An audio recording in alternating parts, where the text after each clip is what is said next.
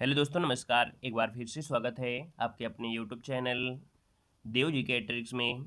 तो दोस्तों, हमारे चैनल पर जूनियर असिस्टेंट की फुल तैयारी चल रही है। यहाँ पर देख सकते हैं कि आपकी हिंदी हो या जीके हो या कंप्यूटर हो, है ना, ये सब चीज़ की क्लासें आपको मिल रही हैं। यूपी जी की क्लासें भी आपको दी जा रही हैं और समय समय पर आपको मिनी मैराथन क्लासें भी आपको दी जा रही हैं। इसके पहले हमने कई प्रकार की मिनी मैराथन आपको करा दिया है। आज हम लोग पढ़ने वाले हैं सामान्य जानकारी अर्थात जीके जीएस, है ना। और जिनकी जीके जीएस मजबूत होती है उनका एग्जाम जरूर निकल जाता है, क्योंकि हिंदी थोड़ा वो परिवर्तन जरूर करता है, यूपी जीके में भी थोड़ा परिवर्तन करता है। और 2025 में तो थोड़ा सा नया परिवर्तन ये आया है कि यूपी जीके तो है, लेकिन उसके साथ तो कुछ मानसिक विकास से संबंधित क्वेश्चन आपके रख दिए हैं। वो आपके आईक्यू पर डिपेंड होता है, ठीक है ना। वो उस प्रकार के भी क्वेश्चन आपको करा देंगे। गुड मॉर्निंग सभी को, गुड मॉर्निंग सभी को, गुड मॉर्निंग सभी को, गुड मॉर्निंग। नए जुड़े हैं तो चैनल को सब्सक्राइब कर लीजिएगा और प्लेलिस्ट बना दिया है तो वहाँ से उनको सब कुछ देख लीजिएगा, ठीक है। Good morning, good morning. तो चलिए फिर स्टार्ट करते हैं। पहला क्वेश्चन आपसे कह रहा है, राजगृह किस महाजनपद की राजधानी थी? चलिए बताना है। जो राजगृह है वो किस महाजनपद की राजधानी थी? 46 को ऑप्शन देना है। तो आप कहेंगे 46 नंबर की बात करते हैं तो आपका आंसर डी हो जाएगा, मगध। क्या हो जाएगा? मगध, जिसका ऑप्शन आ रहा है यहाँ पर आंसर नंबर आपका डी हो जाएगा कि जो राजगृह थी वो आपकी मगध महाजनपद की राजधानी हुआ करती थी। ऑप्शन नंबर आपका डी यहाँ पर राइट हो जाएगा, डी नंबर आपका बन जाएगा। क्लियर हो गया है? ठीक है ना। और देखा जाए कालांतर में जो आपकी पाटिलपुत्र है वर्तमान पटना, है ना, मगध की राजधानी थी। यहाँ पर आगे बढ़ते हैं कि किस मंदिर को ब्लैक पैगोंडा के नाम से जाना जाता है? ब्लैक पैगोंडा के नाम से जानते हैं सूर्य मंदिर को। सूर्य मंदिर कहाँ पर है? तो ऑप्शन नंबर आपका सी हो जाएगा और ये कोणार्क में आपका है। हमने कहा था इसकी स्थिति कुछ इस प्रकार से बनाई गई है।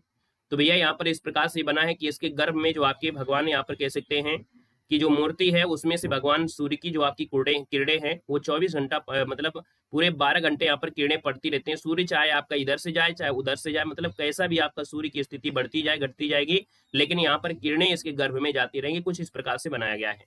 ऑप्शन आपका सी बनेगा। अगला है कि स्वतंत्रता सेनानी को भारतीय क्रांति की जननी के तौर पर जाना जाता है? भारतीय क्रांति की जननी जो कहते हैं वो याद रखना किसको कहते हैं। 48 नंबर की बात करते हैं तो ये है मैडम भीकाजी कामा। ऑप्शन नंबर आपका ए यहाँ पर राइट हो जाएगा। इन्होंने यूरोप और अमेरिका जैसे, है ना, क्रांति का संचालन किया था 1907 में। इन्होंने यहाँ पर अंतर्राष्ट्रीय समाजवादी कांग्रेस में भाग भी लिया था। तो यहाँ पर आंसर आपका ये हो जाएगा। विदेशी धरती पर इन्होंने झंडा फहराया भी था। अगला है निम्नलिखित में से किसने महात्मा गांधी के साथ पूना समझौते पर हस्ताक्षर किए थे? पुणे समझौते पर जो हस्ताक्षर किया था दोस्तों, यहाँ पर देखा जाए तो आपका आंसर क्या हो जाएगा? यहाँ पर देखिए 49 नंबर है, 49 का ऑप्शन आपका बनेगा D number, doctor Bhimrao Ambedkar, है ना, डॉक्टर भीमराव अम्बेडकर थे। देखा जाए तो सांप्रदायिक अधिनिर्णय आया था, उसके विरुद्ध गांधी जी आमरण अनशन किया था, उसके बाद पुनः समझौता हुआ। और ये कब हुआ था तो इसको याद रखिएगा, 32 में हुआ था। कब? 1932 में। अगर आपसे डेट पूछ लेता है तो डेट आप बताएंगे 24 सितंबर। क्या बताएंगे? 24 सितंबर 1932 को ये समझौता आपका हुआ था दोस्तों, याद रखिएगा। क्लियर है? और यहाँ पर देखा जाए तो इसमें से गांधी जी के समर्थक थे और अम्बेडकर ने हस्ताक्षर किए थे।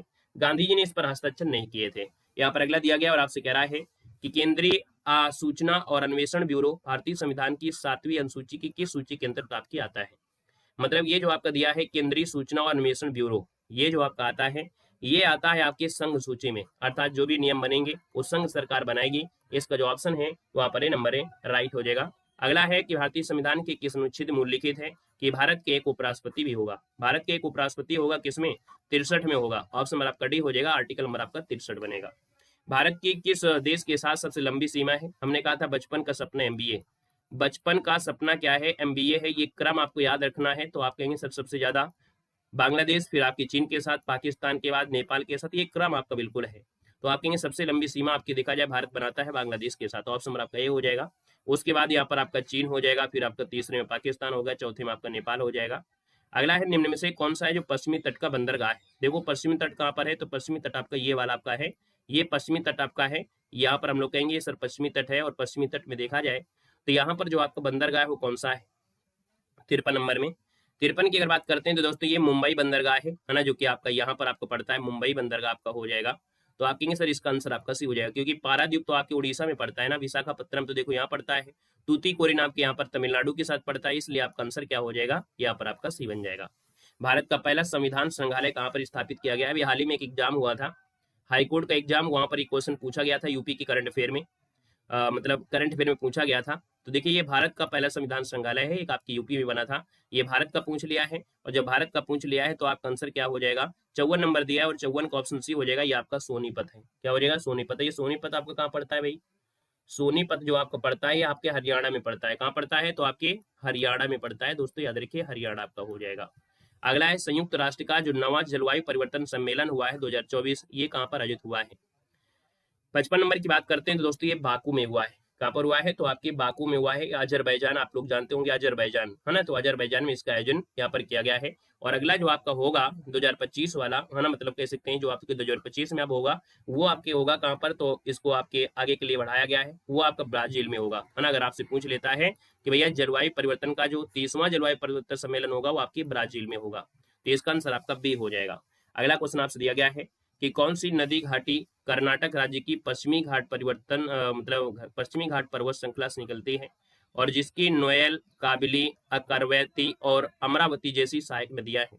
यहाँ पर देख सकते हैं पश्चिमी घाट, और पश्चिमी घाट कहाँ पर है, तो आप कहेंगे सर ये वाला आपका पश्चिमी घाट आपका है, और यहाँ से आपकी निकलती है जिसमें से आपका नैल, काबिली, अकरवती, अमरावती से आपको याद आ गया होगा कि सर ये अमरावती, आपका आंसर यहाँ पर क्या हो जाएगा, कावेरी हो जाएगा, डी नंबर यहाँ पर आंसर जो आपका आएगा डी नंबर है, यहाँ पर राइट हो जाएगा। क्योंकि जो कावेरी नदी है वो कर्नाटक से, है ना, कहाँ से, तो आप कहेंगे सर जी जो अमरावती है वो जो आपकी निकलती है वो आपकी कर्नाटक के कोडागु जिला है, वहां पर एक ब्रह्मगिरी पहाड़ी है, तो ताल कावेरी से निकलती है ना, और पूमपुहार से निकलकर बंगाल की खाड़ी में जाती है। तो इसकी सहायक नदियां आपको दी गई हैं। भारत की सबसे बड़ी मीठे पानी की झील कौन सी है, चलिए बताना है कि भारत की सबसे बड़ी मीठे पानी की जो झील है वो आपकी इनमें से कौन हो जाएगी। तो आप कहेंगे सर भारत की सबसे बड़ी मीठे पानी की झील बुलर झील है, जो कि जम्मू कश्मीर में है, और ये आपकी गोखुर झील है। कैसी है, तो आपकी अगर पूछे कैसी झील है तो ये आपकी गोखुर झील है। गोखुर झील मतलब होता है जैसे कोई नदी आपकी इस प्रकार से बह रही थी, लेकिन अचानक इसमें क्या होती है, बाढ़ आ जाती है, तो पानी कुछ इस प्रकार से जाता है और इसके बाद फिर से आगे मिल जाता है, फिर समय रहते हैं इसके बाद वो नदी फिर इस प्रकार से हो जाती है, तो इस एरिया में क्या कहीं ना कहीं एक गोखुर जैसे निर्माण कर देता है। तो ये आंसर आपका ये नंबर है, राइट हो जाएगा।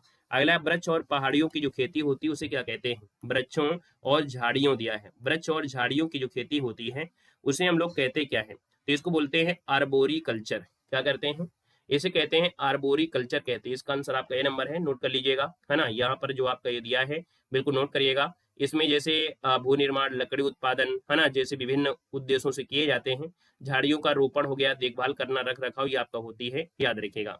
विटिकल्चर अंगूर की खेती होती है, आप लोग जानते हैं। ठीक है, अगला क्वेश्चन आपसे दिया गया है कि जब आप तेज रोशनी वाले कमरे से आते हैं, क्या दिया है, जब आप तेज रोशनी वाले कमरे से आते हैं तो आप मंद रोशनी वाले कमरे में वस्तुओं को क्यों नहीं देख पाते हैं। ऐसा होता है कि नहीं होता है, हमेशा होता है, आप लोगों के साथ और सबके साथ होता है। तो यहाँ पर जो आपकी परितारिका होती है, मतलब यहाँ पर जो आपकी परितारिका मतलब क्या बोलती है, जो आइरिस जिसे बोलते हैं, है ना, ये क्या हो जाती है, यहाँ पर सिकुड़कर पुतली को छोटा बना देती है, जिससे आंख में कम प्रकाश प्रवेश कर पाता है। तो यहाँ पर जो आंसर आपका है सी नंबर आपका राइट हो जाएगा दोस्तों, याद रखिएगा, ठीक है ना। मतलब आंख में उपस्थित जो परितारिका होती है वो सिकुड़ जाती है और पुतली को छोटा कर देती है, जिससे आंख में कम प्रकाश प्रवेश कर पाते हैं। ऑप्शन आपका सी राइट हो जाएगा। अगला दिया गया है निम्नलिखित में से किसे सेरीकल्चर कहा जाता है। सेरीकल्चर की अगर बात कर लेते हैं तो आप कहेंगे सर सेरीकल्चर कहा जाता है रेशम के कीटों का जो वाणिज्यिक पालन होता है। आंसर नंबर आपका सी हो जाएगा दोस्तों। मत्स्य पालन में मछली पालन होता है, आप लोग जानते हैं। आपका जो आंसर हो गया है वो सी नंबर है, यहाँ पर राइट हो जाएगा दोस्तों, याद रखिएगा, है ना। भारत विश्व के प्रमुख रेशम उत्पादकों में से आपकी गिनती होती है। यहाँ पर अगला है माइट्रोकांडिया में नहीं पाया जाता है। दोस्तों आपकी बॉडी में जो माइट्रोकांडिया होती है जिसे ऊर्जा का पावर हाउस कहते हैं, इसमें दोस्तों याद रखिए क्या होता है, इसमें ईस्ट भी होगा, शैवाल है, कवक है, लेकिन आपके जीवाणु आपके नहीं पाता। तो माइट्रोकांडिया जीवाणु में नहीं पाया था, मतलब ये हुआ कि माइट्रो जो कांडिया है वो आपके ईस्ट में भी आपको मिल जाएगा, शैवाल में, कवक में, लेकिन जीवाणुओं में दोस्तों आपकी माइट्रोकांडिया अनुपस्थित होती है, इसलिए आंसर आपका डी हो जाएगा। माइट्रोकांडिया जीवाणु में नहीं पाया जाता है, याद रखिए, ऑप्शन डी बनेगा। अगला है चिकनगुनिया मच्छर के काटने से होने वाले एक संक्रामक है। मतलब चिकनगुनिया जो फैलती है ना, चिकनगुनिया आप लोग जानते होंगे। तो दोस्तों एंडीज मच्छर के काटने के कारण होता है, इसका जो आंसर है यहाँ पर आपका हो जाएगा सी नंबर है। एनाफिलीज होता है वो डेंगू मच्छर आपका होता है ना, तो इसका आंसर सी बनेगा। अर्थव्यवस्था के संरचनात्मक ढांचे से क्या तात्पर्य है, अर्थव्यवस्था के संरचनात्मक ढांचे से क्या तात्पर्य, 63 नंबर आपसे कह रहा है। तो जीडीपी में विभिन्न क्षेत्रों का योगदान होता है, उसी को हम लोग बोलते हैं संरचनात्मक ढांचा। अर्थव्यवस्था में जो संरचनात्मक ढांचा है, मतलब संरचनात्मक जो ढांचा है, मतलब जीडीपी में विभिन्न क्षेत्रों का जो योगदान रहता है उसे कहते हैं। ऑप्शन आपका सी बी हो जाएगा, जैसे कृषि का हो गया, है ना, इस प्रकार की चीजों को आपका योगदान हुआ, बी नंबर बनेगा। अगला क्वेश्चन आपसे दिया गया और आपसे कह रहा है इनमें से कौन सा हरित क्रांति के नकारात्मक प्रभावों में से एक नहीं है। मतलब हरित क्रांति में नकारात्मक प्रभाव पड़े, इसमें से कह रहा है एक कारण आपका कौन सा नहीं है। 64 नंबर आपसे दिया गया है, पहला ऑप्शन पड़ेगा कि मुख्य रूप से मध्यम वर्ग के और बड़े किसान हरित क्रांति की तकनीकी से लाभान्वित होने में सक्षम थे। हरित क्रांति से उन किसानों को लाभ हुआ जिनके पास भूमि, पूंजी और प्रौद्योगिकी है ना जानकारी थी। हरित क्रांति के कारण शहरी से ग्रामीण क्षेत्रों में प्रवास में वृद्धि हुई, इसका कोई रीजन आपके यहाँ से नहीं कर रहा है। तो हरित क्रांति के नकारात्मक प्रभाव में से एक आपका नहीं है, कौन? ऑप्शन नंबर आपका सी। यहाँ पर आपका ये निगेटिव पॉइंट आपका नहीं है, यहाँ पर आंसर आपका सी हो जाएगा। यहाँ पर अगला क्वेश्चन आपसे दिया गया है कि कौन सा देश है 2031 में क्रिकेट विश्व कप की मेजबानी करेगा। दोस्तों 65 नंबर दिया है और यहाँ पर जो आपका भारत है और बांग्लादेश है ना, यहाँ पर भारत में भी होंगे और बांग्लादेश में होंगे। यहाँ पर आंसर नंबर आपका ए यहाँ पर राइट हो जाएगा। कह रहा है सर जी बिंदुसार निम्नलिखित में से किस मौर्य सम्राट का उत्तराधिकारी था। यहाँ पर देखा जाए 46 नंबर में, तो आप कहेंगे सर 46 का जो आंसर है वो आपको हो जाएगा क्या? चंद्रगुप्त मौर्य हो जाएगा। 46 की अगर बात करते हैं तो आप कहेंगे सर जी बिंदुसार जो था मौर्य चंद्रगुप्त मौर्य का उत्तराधिकारी था। चंद्रगुप्त मौर्य जो था मौर्य वंश के संस्थापक थे, है ना, और जैन धर्म के अनुयायी भी था। कभी कभी क्वेश्चन पूछ लेता है कि कौन से धर्म को मानता था, तो ये आपके जैन धर्म को मानता था। ये जैन धर्म का क्या था? अनुयायी था। दोस्तों याद रखिएगा, आपको याद होगा कि चंद्रगुप्त मौर्य ने अपने जो प्राण त्यागे थे वो कहाँ पर? तो आपके श्रवण बेलगोला में। कर्नाटक में आप जाएंगे तो श्रवण बेलगोला जगह मिलेगी, वहां पर भूख प्यास से इन्होंने अपने प्राण त्यागे थे। और भूख प्यास से जब प्राण त्यागा जाता है उसे हम लोग संलेखना विधि कहते हैं। क्या कहते हैं? संलेखना विधि कहते हैं। इसलिए आंसर नंबर आपका बी यहाँ पर राइट हो जाएगा। आगे बढ़ते क्वेश्चन आपसे दिया गया है निम्नलिखित में से कौन सा महमूद गजनवी का पंजाब के बाहर अंतिम आक्रमण था। देख सकते हैं महमूद गजनवी का पंजाब के बाहर अंतिम आक्रमण था 47 नंबर। और 47 की बात करते हैं तो आप कहेंगे सर सोमनाथ, इसका जो आंसर है ए नंबर सोमनाथ आपका आंसर है, यहाँ पर राइट हो जाएगा। यहाँ पर आपको याद होगा कि सोमनाथ पर आक्रमण किया था और यहाँ पर देखा जाए तो 1027 में महमूद गजनवी है ना अंतिम बार यहाँ पर आक्रमण किया था और जाटों के बीच हुआ था जो 27 वाला था। यहाँ पर आंसर आपका ये हो जाएगा। नेक्स्ट क्वेश्चन आपसे दिया गया है निम्नलिखित में से किसने चटगांव शास्त्रागार जो छापा मारा था, है ना, आपने नाम सुना होगा, घटना भी आपने सुना होगा। चटगांव जो शास्त्रागार है वहां पर विद्रोह किया था और ये विद्रोह में है ना ये जो नेतृत्व किया था वो किसने किया था। 48 की बात करते हैं तो आप कहेंगे सर 48 नंबर का जो ऑप्शन है यहाँ पर ये हो जाएगा, ये थे आपके सूर्यसेन, है ना। इसके जो मेन नेता थे वो आपके मास्टर दा के नाम से प्रसिद्ध थे, सूर्यसेन, इन्होंने किया था। यहाँ पर जो आंसर है आपका नंबर राइट हो जाएगा। अगला क्वेश्चन दिया गया है प्रथम अखिल भारतीय किसान सभा का गठन कहाँ हुआ था। प्रथम अखिल भारतीय किसान सभा का जो गठन हुआ था ये कहाँ पर हुआ था, तो आप कहेंगे सर जी लखनऊ में हुआ था। यहाँ पर जो आंसर है यहाँ पर आपका सी हो जाएगा। और कब हुआ था, तो आपके दोस्तों 1936 में हुआ था, लखनऊ में हुआ था। दोस्तों याद रखिएगा। और इसका नाम बदलकर आगे क्या हुआ था, अखिल भारतीय किसान सभा कर दिया गया था। तो इसका आंसर आपका हो जाएगा सी नंबर है। और याद रखिए जो बिहार प्रांत में जो सभा के संस्थापक थे वो आपके सहजानंद स्वामी थे। दोस्तों याद रखिएगा। अगला क्वेश्चन दिया गया है कि राज्य लोक सेवा, है ना, राज्य लोक सेवाएं और राज्य लोक सेवा आयोग भारतीय संविधान की 7वीं अनुसूची के किस सूची के अंतर्गत आपके आते हैं। दोस्तों याद रखिए ये आपके आते हैं राज्य सूची में, क्योंकि राज्य की बात है तो यहाँ पर राज्य सूची में आएंगे। आंसर नंबर आपका सी नंबर है, यहाँ पर राइट हो जाएगा। नेक्स्ट क्वेश्चन आपसे दिया गया है, कह रहा है कि राष्ट्रीय समुद्रवर्ती विरासत परिसर की स्थापना किस राज्य में की जाएगी। यहाँ पर बताना है, कह रहा है सर राष्ट्रीय समुद्रवर्ती विरासत परिसर की स्थापना किस राज्य में की जाएगी। यहाँ पर देखा जाए तो आपकी ये हो गई गुजरात में। कहाँ पर होगी, तो आपकी गुजरात में होगी।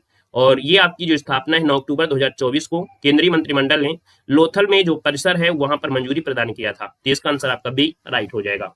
अगला क्वेश्चन है कि 28 अगस्त से लेके 8 सितंबर 2024 के मध्य पेरिस फ्रांस में आयोजित 17वें ग्रीष्मकालीन पैरालंपिक में भारत पदक तालिका में कौन से स्थान पर रहा है।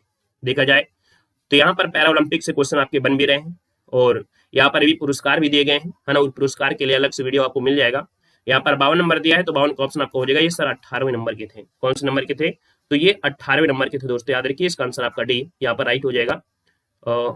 18वें थे कि ऑप्शन में 17 नहीं दिया गया है, 17वें नंबर के थे। लेकिन यहाँ पर भाई ऑप्शन नहीं दिया है तो ऑप्शन का आंसर आप लोग सुधार कर लीजिएगा, कोई दिक्कत आपकी नहीं है। 17वें ग्रीष्मकालीन ओलंपिक ये जो आपके हुए थे 17वें नंबर।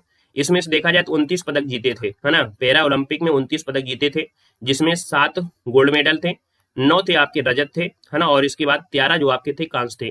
तो ये आपके कह सकते हैं पदक तालिका में यहाँ पर रहे थे। दोस्तों याद रखिएगा, है ना। क्लियर हो गया है। अच्छा यहाँ पर पूछा गया है किस स्थान पर रहा है। हाँ किस स्थान पर रहा है, तो आपका सही जवाब है। यहाँ पर पूछा किस स्थान पर, तो 18वें स्थान पर रहा है। और यहाँ पर अगर पूछे कौन सा संस्करण था तो ये 17वां संस्करण था, ठीक है ना। जो ये आपके खेले गए थे 17वें आपके थे ग्रीष्मकालीन, लेकिन आपसे पूछा गया है किस स्थान पर है, तो 18वां स्थान बिल्कुल सही है, कोई दिक्कत नहीं है। अगला क्वेश्चन आपसे कह रहा है कि सर भारत के नियंत्रक और मालिका परीक्षक के जो वेतन भत्ते होते हैं, पेंशन होते हैं, ये कहाँ से दिए जाते हैं, कहाँ से प्रभावित होते हैं। तो दोस्तों याद रखिएगा, ये जो आपके होते हैं भारत की संचित निधि से दिए जाते हैं। ऑप्शन नंबर आपका बनेगा ए नंबर है, यहाँ पर राइट हो जाएगा। और यहाँ पर देखा जाए तो आपके नियंत्रक मालिका परीक्षक का कभी कभी आर्टिकल पूछ लेता है, आर्टिकल नंबर 148 में इसका वर्णन किया गया है। अगला है निम्नलिखित में से हिमालय के किस उपखंड में कंचनजंगा पर्वत आपकी अवस्थित है। कंचनजंगा आपको मालूम है कि आपके सिक्किम में है, लेकिन ये जो आपका आता है ये किस उपखंड में आता है, हम इसको कहाँ पर रखेंगे।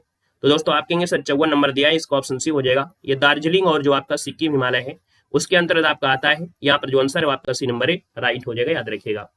अगला क्वेश्चन दिया गया है कि कौन सा जल निकाय है जो उत्तर में अंडमान और दक्षिण में निकोबार को अलग करता है। दोस्तों यहाँ पर आपने हमेशा पढ़ा है इस क्वेश्चन को, लेकिन क्वेश्चन को यहाँ पर आपसे बोल दिया है कौन सा जल निकाय। इसका मतलब है कि उत्तर दिया गया है और दक्षिण दिया है, इसको थोड़ी देर भूल जाइए, लेकिन अंडमान निकोबार आपसे दिया है तो आप कहेंगे सर 10 डिग्री चैनल है। ऑप्शन नंबर आपका सी यहाँ पर राइट हो जाएगा। अगला क्वेश्चन दिया गया है निम्नलिखित में से किस झील को श्रीनगर का आभूषण के नाम से जाना जाता है। श्रीनगर का आभूषण है दोस्तों याद रखिए आपकी डल झील है ना, कौन सी है, तो डल झील आपने नाम सुना होगा, जम्मू कश्मीर में है। और दोस्तों याद रखिए कि श्रीनगर जम्मू कश्मीर के ग्रीष्मकालीन राजधानी भी है ना, याद रखिए जो श्रीनगर है ये जम्मू कश्मीर की ग्रीष्मकालीन राजधानी है। और डल झील कश्मीर में पर्यटन का एक अभिन्न अंग माना जाता है। कश्मीर के मुकुट में जो गहना होता है ना, इसे बोलते हैं, जैसे श्रीनगर का आभूषण भी है, इसी को हम लोग और नाम देते हैं, इसे कहा जाता है कश्मीर के मुकुट में गहना। कश्मीर के मुकुट में गहना या श्रीनगर का आभूषण का नाम दिया जाता है, इसको आपको नोट कर लेना है। अगला है भारत की जलवायु को निम्नलिखित में से क्या कहा जाता है। तो भारत की जो जलवायु है वो कैसी है, तो सिंपल सी बात है, आप कहेंगे सर मानसूनी जलवायु है। ऑप्शन नंबर आपका डी हो जाएगा। अगला क्वेश्चन दिया गया है विश्व की सबसे लंबी रेल लाइन किन शहरों को जोड़ती है। देखिए 58 नंबर में जो आपका दिया है लेनिनग्राड से है ना, और आपके व्लादिवोस्टोक जब तक आपके है, ये रेलवे लाइन सबसे लंबी है दोस्तों, सबसे लंबी आपके है, याद रखिएगा।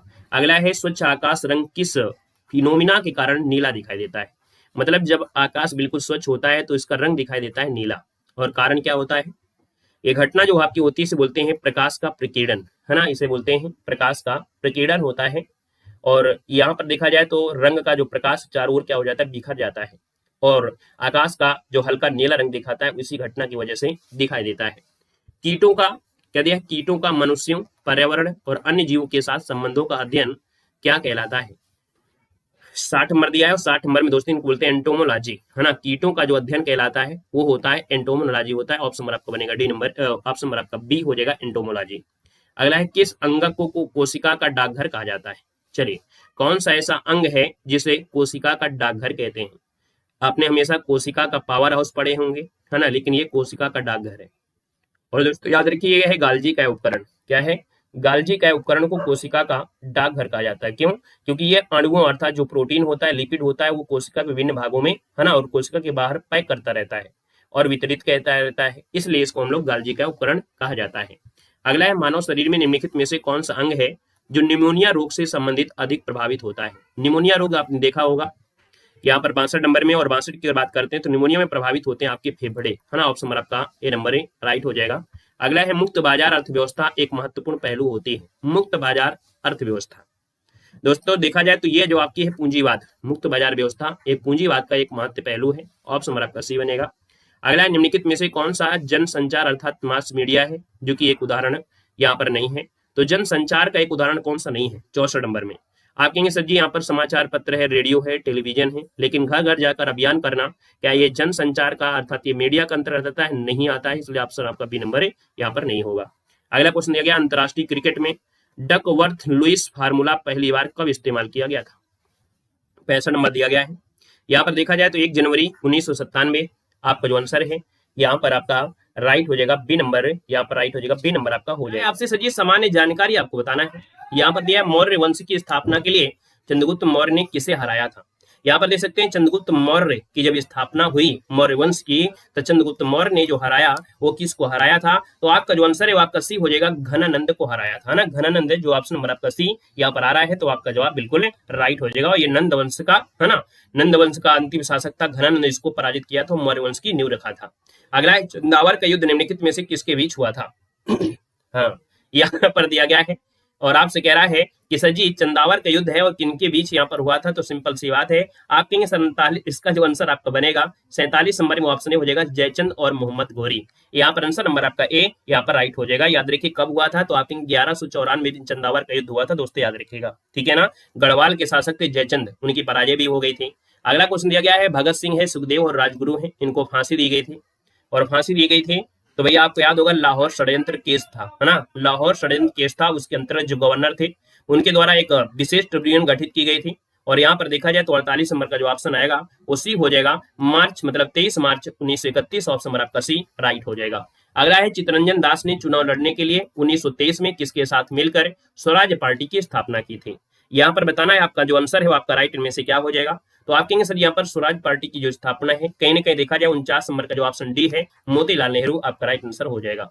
यह प्रस्ताव किसने पेश किया था कि भारत का राष्ट्रीय ध्वज केसरिया, है ना, सफेद और गहरे हरे रंग का समान अनुपात में क्षैतिज तिरंगा होगा। मतलब ये बात जो बताया वो जवाहरलाल नेहरू ने कहा था कि जो भारत का राष्ट्रीय ध्वज होगा वो केसरिया होगा, सफेद होगा, गहरे हरे रंग का होगा, और ये अनुपात में समान होगा और ये 36 रंग में आपके होगा। तो यहाँ पर आंसर आपका ये नंबर है यहाँ पर राइट हो जाएगा। क्लियर हो गया है। 22 जुलाई 1947 को राष्ट्रध्वज को संविधान ने एक्सेप्ट कर लिया था। यहाँ पर आगे बढ़ते हैं। क्वेश्चन दिया गया है कि एक स्थायी समिति संसद के निम्नलिखित सदनों में से किस सदन के राज्यों से मिलकर बनी एक समिति होती है? मतलब एक स्थायी समिति संसद के निम्नलिखित सदनों में से जब कोई स्थायी समिति बनती है तो स्थायी समिति में होता क्या है? स्थायी समिति में होता है, याद रखिएगा यहाँ पर आंसर आपका होगा क्या, यहाँ पर राज्यसभा भी हो सकती है, लोकसभा दोनों हो सकती है, आपका आंसर सी नंबर इसका राइट हो जाएगा। यहाँ पर आगे बढ़ते हैं। क्वेश्चन आपसे अगला पूछा गया है कि भारत का निम्नलिखित में से कौन सा भौतिक विभाजन सघन जनसंख्या वाला क्षेत्र है? मतलब यहाँ पर सघन जनसंख्या निवास करती है, और सघन जनता निवास करती है तो यहाँ पर किसमें करती है? आप कहेंगे सर 52 नंबर दिया और 52 की बात करते हैं तो ऑप्शन नंबर किन में से क्या हो जाएगा? तो यहाँ पर जो आंसर है 52 नंबर में ऑप्शन नंबर आपका क्या हो जाएगा? तो आप कहेंगे सर ये उत्तर भारतीय मैदान, उत्तर भारत, आप जानते हैं उत्तर प्रदेश में सबसे ज्यादा है, इसका मतलब उत्तर भारतीय मैदान जो आपका है यहाँ पर जनसंख्या ज्यादा है, ऑप्शन नंबर आपका एक हो जाएगा। अक्टूबर 2024 में कजान में आयोजित ब्रिक्स शिखर सम्मेलन के दौरान प्रधानमंत्री नरेंद्र मोदी ने किस देश के राष्ट्रपति को सोहराई पेंटिंग भेंट किया है? दोस्तों ये सोहराई पेंटिंग है और ये भेंट किया है ना, कजान में आयोजित हुआ था ब्रिक्स शिखर सम्मेलन, और ये जो सोहराई पेंटिंग भेंट किया है वो किसको किया है?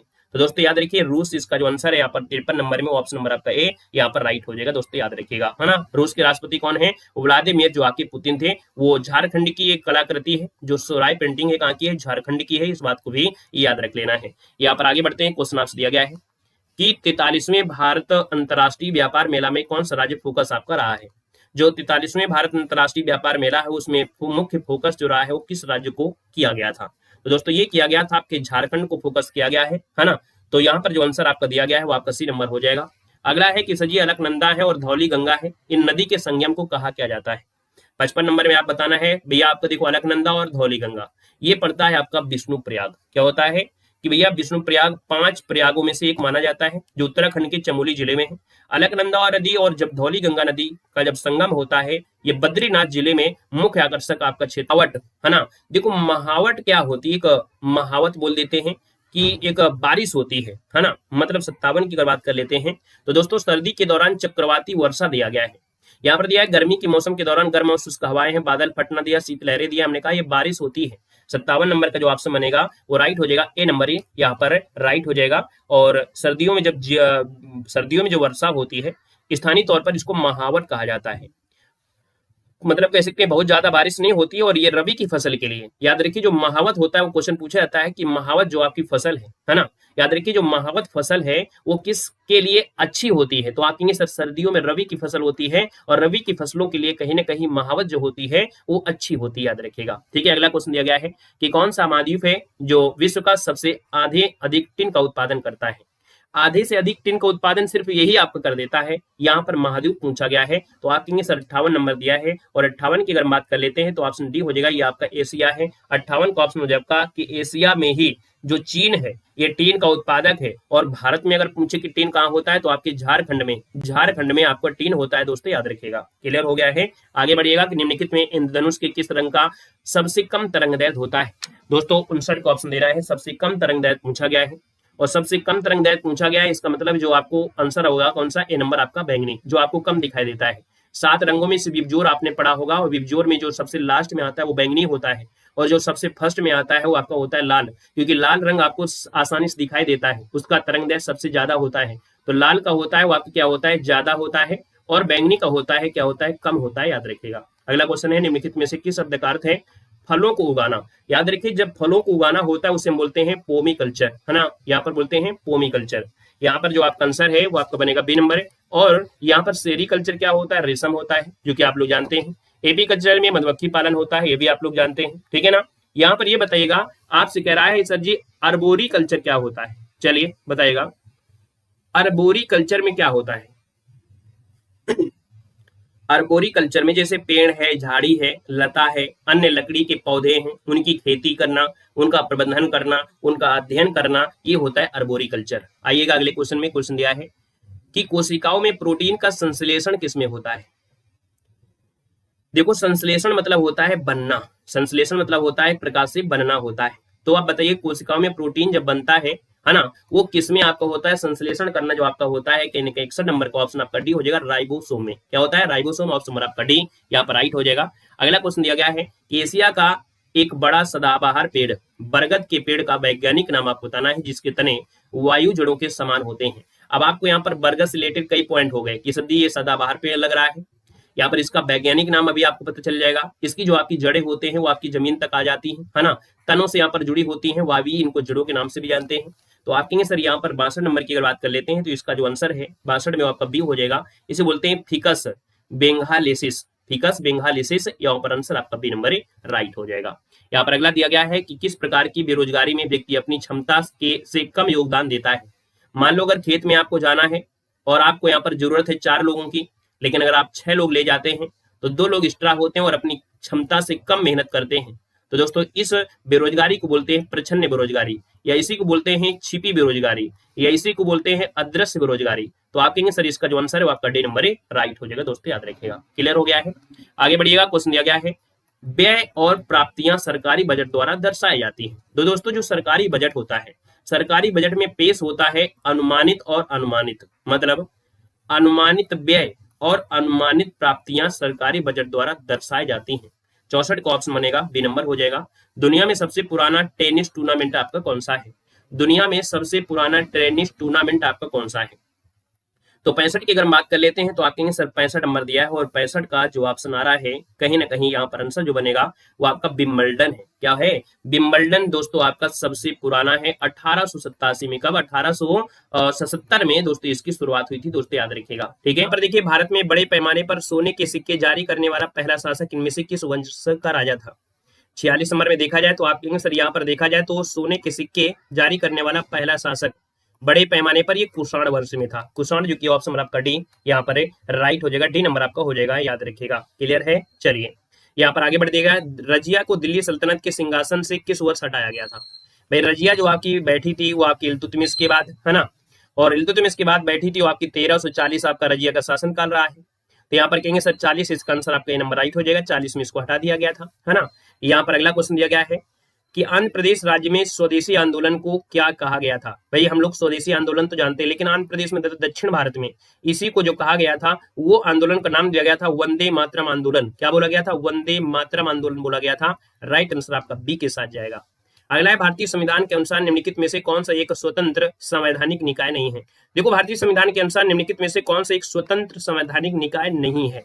आप कहेंगे सर 49 नंबर दिया है, और 49 में देखिए जो राज्य लोक सेवा है संवैधानिक निकाय है, निर्वाचन आयोग भी है, संघ लोक सेवा आयोग जब संविधान बना था तो इनका उल्लेख किया गया है, आर्टिकल में दिया गया था, लेकिन नीति आयोग जो आपका है ये गैर संवैधानिक है। ऑप्शन नंबर आपका डी राइट हो जाएगा, क्लियर है। आगे बढ़िएगा, क्योंकि ये 1 जनवरी 2015 को आया था, योजना आयोग के जगह आया था।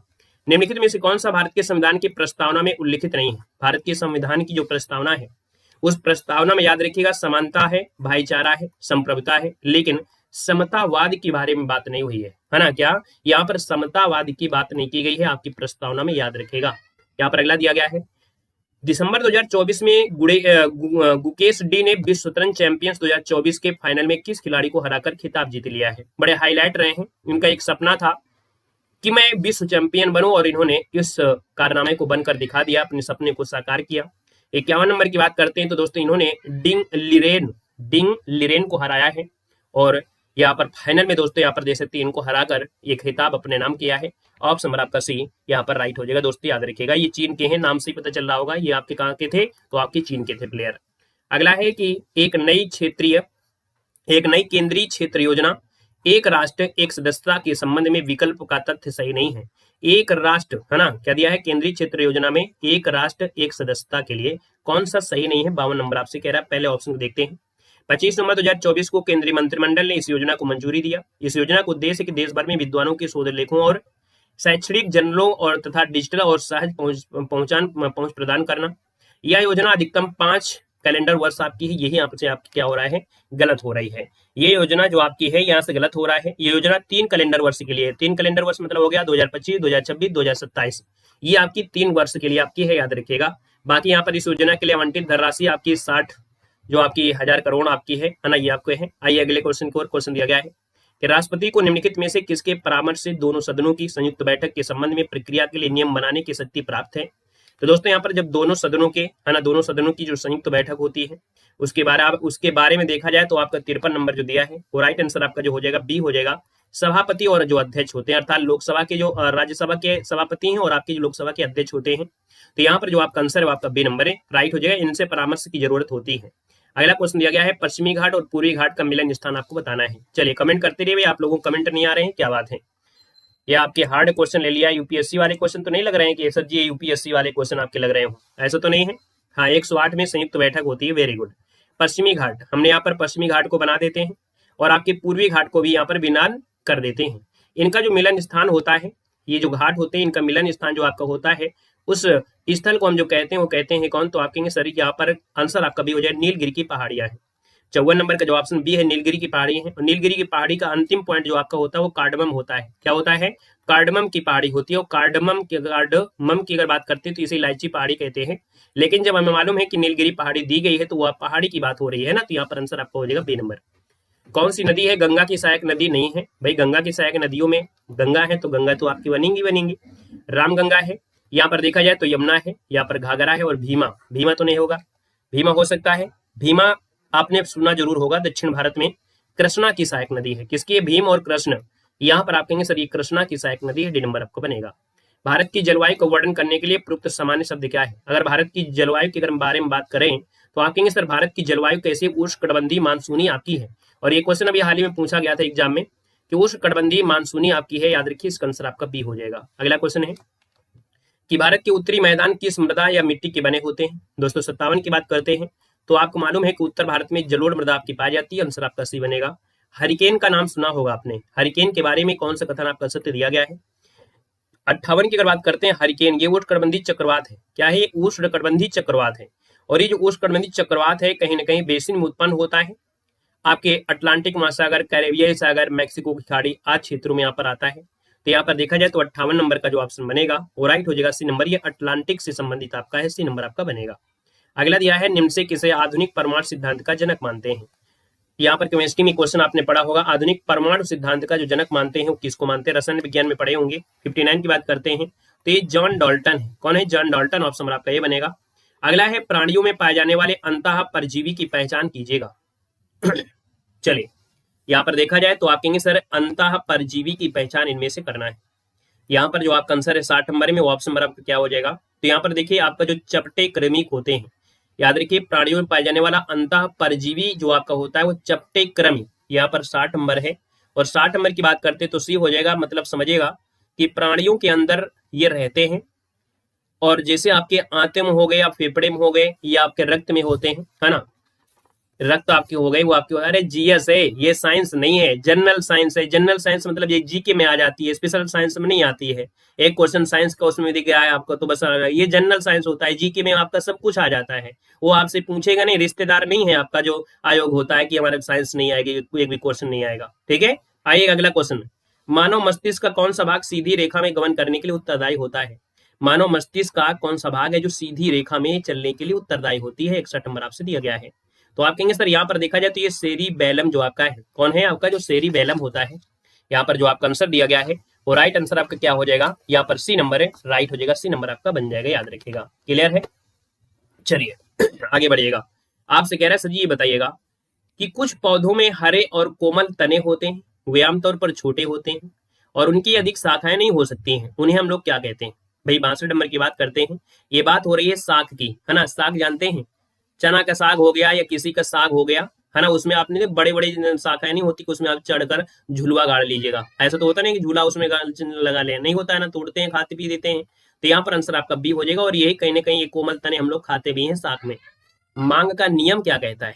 मांग का जो नियम होता है वो कहता है, क्या कहता है? याद रखिए कि किसी वस्तु की मांग उसकी कीमत के बीच एक विपरीत संबंध है। अगर कोई वस्तु की कीमत अगर क्या होती है, कम हो जाती है, तो लोग उसको ज्यादा मांगते हैं। और अगर वो कीमत अगर आपकी ज्यादा होती है तो लोग ज्यादा नहीं मांगते, कम मांगते हैं। तो उसकी क्या होती है? विपरीत होती है।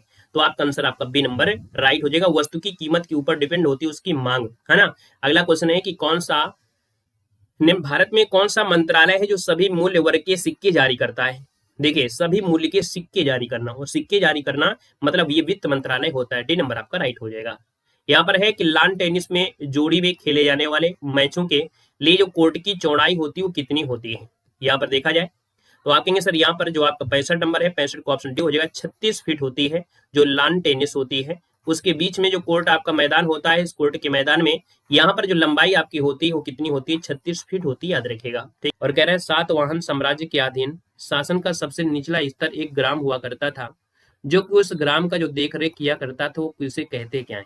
देखिए 46 नंबर में यहाँ पर जो आंसर आपका है उसी हो जाएगा, उसे ग्रामी कहते थे। याद रखिएगा, जो आपका सातवाहन साम्राज्य था तो उसके अधीन सबसे निचला स्तर जो हुआ करता था एक ग्राम होता था। और भैया जो उस ग्राम की देखरेख आप जो अधीन कितने थे वो ग्रामी के अधीन होती थी। ऑप्शन नंबर आपका सी हो जाएगा। यहाँ पर अगला है कि नवंबर 2024 में जारी जलवायु परिवर्तन सूचकांक 2025 में भारत को जो स्थान प्राप्त हुआ है वो कौन सा स्थान प्राप्त हुआ है? तो दोस्तों याद रखिए 10वां स्थान प्राप्त हुआ है। किसमें? जलवायु परिवर्तन सूचकांक में। जो आपका आंसर है वो आपका डी नंबर है, यहाँ पर राइट हो जाएगा। दोस्तों याद रखिएगा, है ना। ये 2025 में आपका भारत को 10वां स्थान आपका मिला है। डेनमार्क जो आपका है, डेनमार्क को हमने आपको पढ़ाया था, तो डेनमार्क जो आपका है वो आपके किस में है? तो आपके पहले स्थान पर आपका डेनमार्क रहा है। तो ऑप्शन आपका डी हो जाएगा। अगला दिया गया है सर जी, दिसंबर 2024 में विश्व समुद्री प्रौद्योगिकी सम्मेलन 2024 जो आपका हुआ है वो आपके कहाँ पर हुआ है? तो 48 का ऑप्शन बी हो जाएगा, आपकी चेन्नई में हुआ है। कहाँ पर हुआ है? चेन्नई में हुआ है। नोट कर लीजिएगा, ऑप्शन नंबर आपका बी बनेगा। कुतुब मीनार आर्किटेक्चर का एक उदाहरण है, अर्थात जो कुतुब मीनार है ये आर्किटेक्चर है। और ये उदाहरण किसका है, अर्थात ये किसका मिश्रित रूप आपका है या किस प्रकार से? तो आपकी जो कुतुब मीनार है ना, ये इंडो और इस्लामिक की क्या है? संयुक्त रूप आपकी है। इंडिया और इस्लामिक की आपकी संयुक्त रूप का स्ट्रक्चर बनाया गया है। ऑप्शन आपका बी बनेगा। मुगल भारत में पंचायत के मुखिया या ग्राम प्रधान को किस नाम से पुकारा जाता है? तो मुगल भारत में देखा जाए जो पंचायत के मुखिया हुआ करते थे या जो ग्राम के प्रधान होते थे उनको किस नाम से पुकारते थे? तो दोस्तों याद रखिएगा, यहाँ पर आंसर आपका डी हो जाएगा, मुकद्दम। मुकदम बोलते थे उनको, क्या बोलते थे? मुकदम बोला जाता था। दोस्तों याद रखें, मुकदम कहते थे, ठीक है। या चौधरी जिसे बोलते हैं, मुकदम को बोलते हैं चौधरी साहब। तो दोस्तों मुकदम को चौधरी भी कहते हैं। तो याद रखिए, कभी कभी अगर ऐसा मिल जाए तो मुकदम को चौधरी भी कहा जाता है, याद रखिएगा। अगला क्वेश्चन दिया गया है कि भारतीय संविधान की निम्नलिखित में से कौन सी विशेषता है जो कनाडा के संविधान से नहीं ली गई है? कनाडा के संविधान से दोस्तों देखा जाए तो मजबूत केंद्र वाला संघ आपका है, सर्वोच्च न्यायालय की सलाहकारी अधिकारिकता है। समवर्ती सूची आपकी मालूम है कि कहाँ से ली गई? ऑस्ट्रेलिया से ली गई है। और अगर आपको ये क्वेश्चन ना भी समझ में आता तो आपको आना चाहिए था, क्योंकि हमको एक ऑप्शन ही मारना है। हमने क्या बोला आपसे कि सबसे पहले तो आप 4 ऑप्शन में देखेंगे तो लगेगा कि यार हम तो नहीं जानते सर्वोच्च न्यायालय, ना जानते हैं केंद्र वाला संघ, तो लेकिन ये तो जानते हो ना कि भैया समवर्ती सूची कहाँ से है? तो समवर्ती सूची आपकी ऑस्ट्रेलिया से ली गई है। तो ऑप्शन आपका सी हो जाएगा। अगला है कि हमारा राष्ट्रगान जो आपका जनगण मन है किस भाषा से अपनाया गया है? तो दोस्तों ये आपका बंगला भाषा से, बंगला भाषा से अपनाया गया, बंगला भाषा से लिया गया। ऑप्शन नंबर आपका डी। रविन्द्रनाथ टैगोर है, 2 आपके राष्ट्रगान लिखे थे, एक बांग्लादेश के लिए, एक भारत के लिए, है ना। हालांकि उस समय बांग्लादेश अलग नहीं हुआ था, लेकिन बाद में उसको अपना लिया था। इसका आंसर आपका डी हो जाएगा। एक राज्यसभा का जो सदस्य होता है उसका कार्यकाल जो होता है वो 6 वर्ष के लिए होता है। ऑप्शन नंबर आपका बी हो जाएगा। निम्न से कौन सा शिखर है जो दक्षिण भारत का सबसे ऊंचा शिखर है? दक्षिण भारत में अगर हम जाते हैं तो सबसे ऊंचे शिखरों में आपकी आती है अन्नाई मुड़ी, और ये अन्नामलाई पहाड़ी की सबसे ऊंची चोटी होती है। किसकी होती है? अन्नामलाई पहाड़ी होती है, उसकी सबसे ऊंची चोटी होती है। ऑप्शन नंबर आपका डी हो जाएगा। अगला है कि सतलुज दिया है और नदियों के बीच स्थित हिमालय के भाग को कुमाई हिमालय कहते हैं। कुमाई मतलब जो होता है उत्तराखंड वाला होता है, उत्तराखंड वाला जो आपका होता है उसे हम लोग कुमाई कहते हैं। तो आप कहेंगे सर यहाँ पर देखो सतलुज नदी तो आपकी जाती ही जाती है, सतलुज के बाद एक नदी और होती है, और ये नदी जो आपकी होती है उसको हम बोलते हैं काली नदी। तो सतलुज नदी और काली नदी के बीच का जो क्षेत्र होता है, जो आपके उत्तराखंड वाला एरिया जो आपका होता है, उसको हम कुमाई हिमालय कहते हैं, है ना। और इसके पहले एक हिमालय यहाँ पर होता है पंजाब हिमालय, जो कि आपके सिंध नदी से लेके सतलज वाला होता है, उसे पंजाब हिमालय कहते हैं, ठीक है। बाकी यहाँ पर भी आपको मिलेगा। इसके बाद एक लास्ट में और अरुणाचल प्रदेश वाले तीस्ता नदी वाला मिलता है। अगला है कि भारत के निम्नलिखित में से किस राज्य में गर्मी के दौरान लू या हवा नहीं चलती है? मतलब गर्मी जब आती है तो यहाँ पर लू नहीं चलती। अब तुक्का मारिए, ऑप्शन को ध्यान देकर तुक्का मारिएगा। आप कहेंगे सर जी पंजाब में लू चलेगी, राजस्थान में लू चलेगी, हरियाणा में चलेगी, ये उत्तर भारत के हैं, है ना, उत्तर भारत में चल रही हैं। लेकिन गोवा में जो आपकी है तो गोवा में लू नहीं चलेगी क्योंकि उत्तर भारत का नहीं है। तो 4 ऑप्शन में हमने कहा कि कुछ चीजों को बिना मतलब दिमाग लगाए, थोड़ा सा दिमाग लगाएंगे और नहीं पढ़ाए भी थी आंसर आप लगा सकते हैं, क्योंकि ये सब तो आपके उत्तर भारत के हैं, लेकिन गोवा तो आपका नहीं है ना। तो ऑप्शन क्या बनेगा? डी वाला हो जाएगा। अगला है सर जी कि भारत और विश्व का एकमात्र तैरता हुआ राष्ट्रीय उद्यान कौन सा है? बहुत बार बताया है कि जो मणिपुर में आपका है लोकटक झील, है ना, मणिपुर में जो लोकटक झील आपकी है। तो भैया यहाँ पर जो ऑप्शन है आपका काबुल लामजाओ राष्ट्रीय उद्यान है ना, मणिपुर की जो लोकटक झील है उसी में आपका है ये तैरता हुआ राष्ट्रीय उद्यान है। मतलब यहाँ पर झील चारों तरफ से क्या है? झील है, और झील के बीच में आपका बना हुआ है, याद रखिए, उद्यान है। तो इसका ऑप्शन आपका सी बनेगा। किए गए कार्य की जो इकाई होती है वो आपकी क्या होती है? 58 नंबर दिया गया है। तो किए गए कार्य की इकाई होती है जूल होती है। क्या होती है? जूल होती है। ऑप्शन नंबर आपका बी राइट हो जाएगा।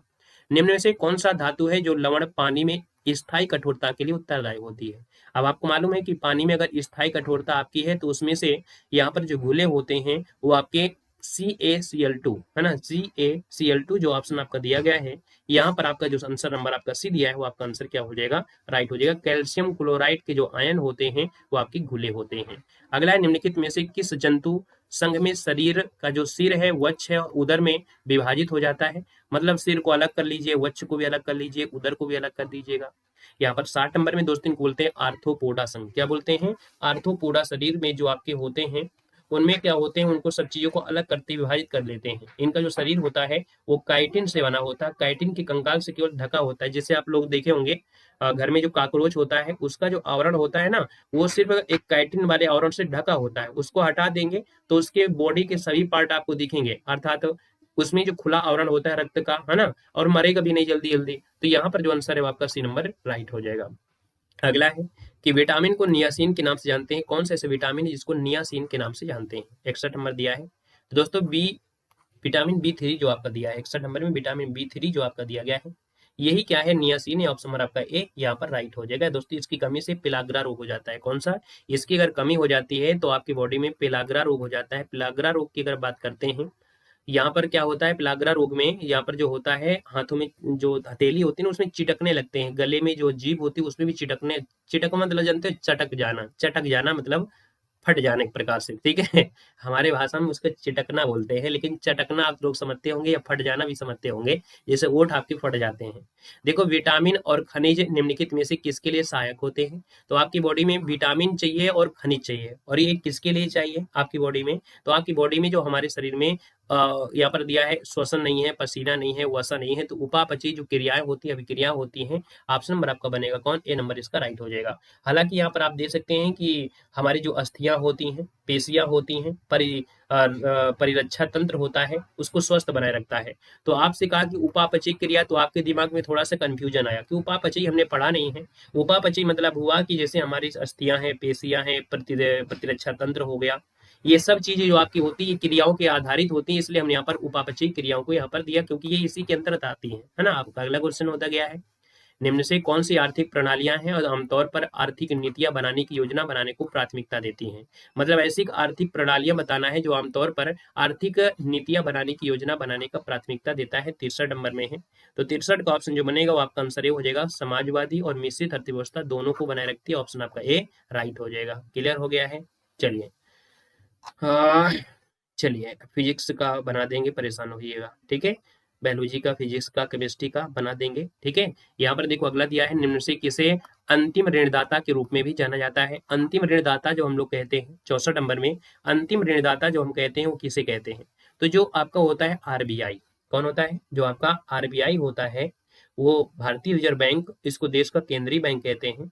और देश के जितने भी मौद्रिक नीति का निर्धारण होता है वो आरबीआई के तहत ही किया जाता है ना। तो ये देश का समस्त बैंकों का एक होता है, कार्यकर्ताओं का नियंत्रण यही करता है, नियमन करता है, निरीक्षण करता है ना। इसलिए इसे अंतिम ऋणदाता कहते हैं, क्योंकि यही अंतिम आपका होता है सभी बैंकों का लेखा जोखा, या कह सकते हैं उनका जो नियमन होता है, निरीक्षण करना, नियंत्रण करना, वो आपका आरबीआई करता है ना। अगला क्वेश्चन दिया गया है कि हॉकी में यदि अंपायर एक बाजू उठाकर क्षैतिज रूप से दिशा का संकेत कर देता है तो इसका आशय क्या होता है? दोस्तों 65 नंबर का आपका होता है फ्री हिट होता है। कह रहा है यदि हॉकी में क्या होता है, यदि अंपायर एक बाजू उठाकर, है ना, क्षैतिज रूप में दिशा संकेत कर देता है तो ये आपका होता है फ्री हिट। यहीं पर अगर देखते हैं कि आपका जब क्रिकेट होता है, क्रिकेट में क्या होता है, क्रिकेट में जो अंपायर होता है वो ऊपर हाथ उठाता है और घुमा देता है तो उसको फ्री हिट कहते हैं। लेकिन यहाँ पर हॉकी में जो होता है, जब अंपायर एक बाजू उठा देता है और क्षैतिज रूप से दिशा का संकेत कर देता है, वो फ्री हिट होता है। इसका आंसर आपका बी बनेगा। आला उदल जिन्होंने दुश्मनों को जबरदस्त प्रतिरोध किया था, ये किस राजपूत वंश से संबंधित रहे हैं? यहाँ पर देखा जाए तो आपका 46 नंबर है, और 46 की अगर बात कर लेते हैं तो आपका जो आंसर यहाँ पर आपका आएगा वो राइट आंसर हो जाएगा बी नंबर। ही चंदेल वंश के राजाओं से संबंधित है, चंदेल वंश, है ना। आपका आंसर यहाँ पर राइट हो जाएगा, जिनमें परिमल, है ना, परमल के नाम से भी इनको जाना जाता है। अगला है कि सांची स्तूप की नींव निम्नलिखित में से किस राजा द्वारा रखी गई थी? सांची का जो स्तूप है इसकी नींव जो रखी गई थी वो रखी गई थी आपकी अशोक के द्वारा। यहाँ पर बी नंबर है, राइट हो जाएगा, अशोक हो जाएगा। जलियांवाला बाग जन जो संघार हुआ था, इसमें अपनी पीड़ा और गुस्सा जताते हुए नाइटहुड की उपाधि किसने लौटाया था? आपको याद होगा कि सर नाइटहुड की जो उपाधि है वो आपके रविन्द्रनाथ टैगोर ने अपनी नाइटहुड की उपाधि, है ना, यहाँ पर लौटा दिया था। तो ऑप्शन नंबर आपका सी इसका राइट हो जाएगा। टेनिस की ग्रैंड स्लैम प्रतियोगिता हुई थी और कौन सी? US open 2024। इसमें पुरुष एकल का जो खिताब जीत लिया है वो किसने जीता है? तो दोस्तों इनका नाम है जैनिक सिनर। देखिए यहाँ पर 49 नंबर है, और 49 नंबर की अगर बात करते हैं तो दोस्तों याद रखिए ये वर्ष की जो आपकी यूएस ओपन आपकी है ना, क्योंकि विंबलडन भी होती है, तो ये याद रखिए वर्ष की अंतिम आपकी होती है जो आपका यूएस ओपन 2024 होती है। तो आप कहेंगे सर देखा जाए तो आपकी जो ग्रैंड स्लैम प्रतियोगिता है अर्थात टेनिस की ये जो आपकी प्रतियोगिता है ये वर्ष के अंतिम में खेली जाती है, और ये अंतिम सितंबर माह में खेली जाती है। और इसमें एकल का खिताब इटली के आपके हैं। कौन है? इटली के जैनिक सिनर आपके हैं दोस्तों, याद रखिएगा जैनिक सिनर, यहाँ पर आपको नोट कर लेना है। और एक संयुक्त राज्य अमेरिका थे टेलर, है ना, टेलर फिट्स ने यहाँ पर जीता है, तो इसका टेनथ फर्स्ट को पराजित किया है। तो इसका आंसर जो आपको बनेगा सी हो जाएगा। ये जो आपके हारे हैं, है ना, ये हारे हैं और ये क्या हैं? यहाँ पर जीते हैं, याद रखेगा। अगला क्वेश्चन आपसे कह रहा है कि सर 55वें अंतर्राष्ट्रीय फिल्म महोत्सव 2024 में किस फिल्म ने सर्वश्रेष्ठ फिल्म का गोल्डन पीकॉक अवार्ड जीता है? यहाँ पर देखा जाए तो गोल्डन पीकॉक अवार्ड जीता है आपके टॉक्सिक। कौन है? यहाँ पर बिल्कुल सही है, आप लोगों ने जवाब जो दिया है बिल्कुल सही हो जाएगा। टॉक्सिक जो आपका आंसर है आ रहा है ए नंबर, इसका राइट हो जाएगा, नोट कर लीजिएगा। यहाँ पर आगे बढ़िएगा। क्वेश्चन आपसे दिया गया है भारतीय संविधान का कौन सा भाग है जो केंद्रशासित प्रदेशों की बात करता है? देखिए ये बात आ गई है केंद्रशासित प्रदेशों में, तो ये आपका जो भाग कौन सा दिया गया है? तो भाग 8 दिया गया है, और भाग 8 में केंद्रशासित प्रदेशों की बात की गई है। संविधान का जो भाग ना एक्स है वो आपके अनुसूचित जाति के बारे में बात करता है, तो यहाँ पर आंसर आपका डी वाला राइट हो जाएगा। अगला दिया गया है और आपसे कह रहा है, यहाँ पर देखो दिया गया है, आपसे कह रहा है सर कानून की शासन की जो अवधारणा है इसका प्रतिपादन किसने किया था? कानून का जो शासन है उसकी अवधारणा का जो प्रतिपादन किया था 52 नंबर में, तो 52 का ऑप्शन बनेगा दोस्तों, यहाँ पर नोट कर लीजिएगा डी नंबर। ये आपके हैं कौन? एवी डायसी। एवी जो डायसी है कानून के शासन की अवधारणा है, ऑप्शन नंबर आपका डी राइट हो जाएगा। नया क्वेश्चन आपको दिख रहा होगा, है ना, बिल्कुल नया क्वेश्चन, इसके पहले शायद ही आप लोगों ने नहीं पढ़ा होगा। कानून का शासन होता है रूल ऑफ लॉ, तो इसकी अवधारणा एक ब्रिटिश के विधि शास्त्री थे एवी डायसी ने यहाँ पर किया था। यहाँ पर अगला है कि भारत के संविधान की व्याख्या करने की शक्ति किसके पास दी गई है? तो संविधान की व्याख्या दोस्तों याद रखिएगा ये जो आपके सर्वोच्च न्यायालय है और उच्च न्यायालय है दोनों, यहाँ पर आंसर आपका डी नंबर राइट हो जाएगा। अगला दिए गए है निम्नलिखित में से कौन सी पर्वत श्रृंखला है भारत में सबसे पुरानी है? बहुत बार आपने पढ़ा है, मतलब एक बार नहीं, जब से आपने कंपटीशन तैयारी शुरू किया होगा तब से आप लोगों ने इस क्वेश्चन को पढ़ा भी होगा। हाँ बिल्कुल सही है,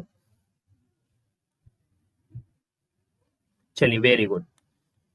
यहाँ पर देखो दिया है निम्नलिखित में से कौन सी श्रृंखला है ना, जो कि सबसे पुरानी है? तो आप कहेंगे सर अरावली श्रृंखला है, जो कि आपके कहाँ पर है?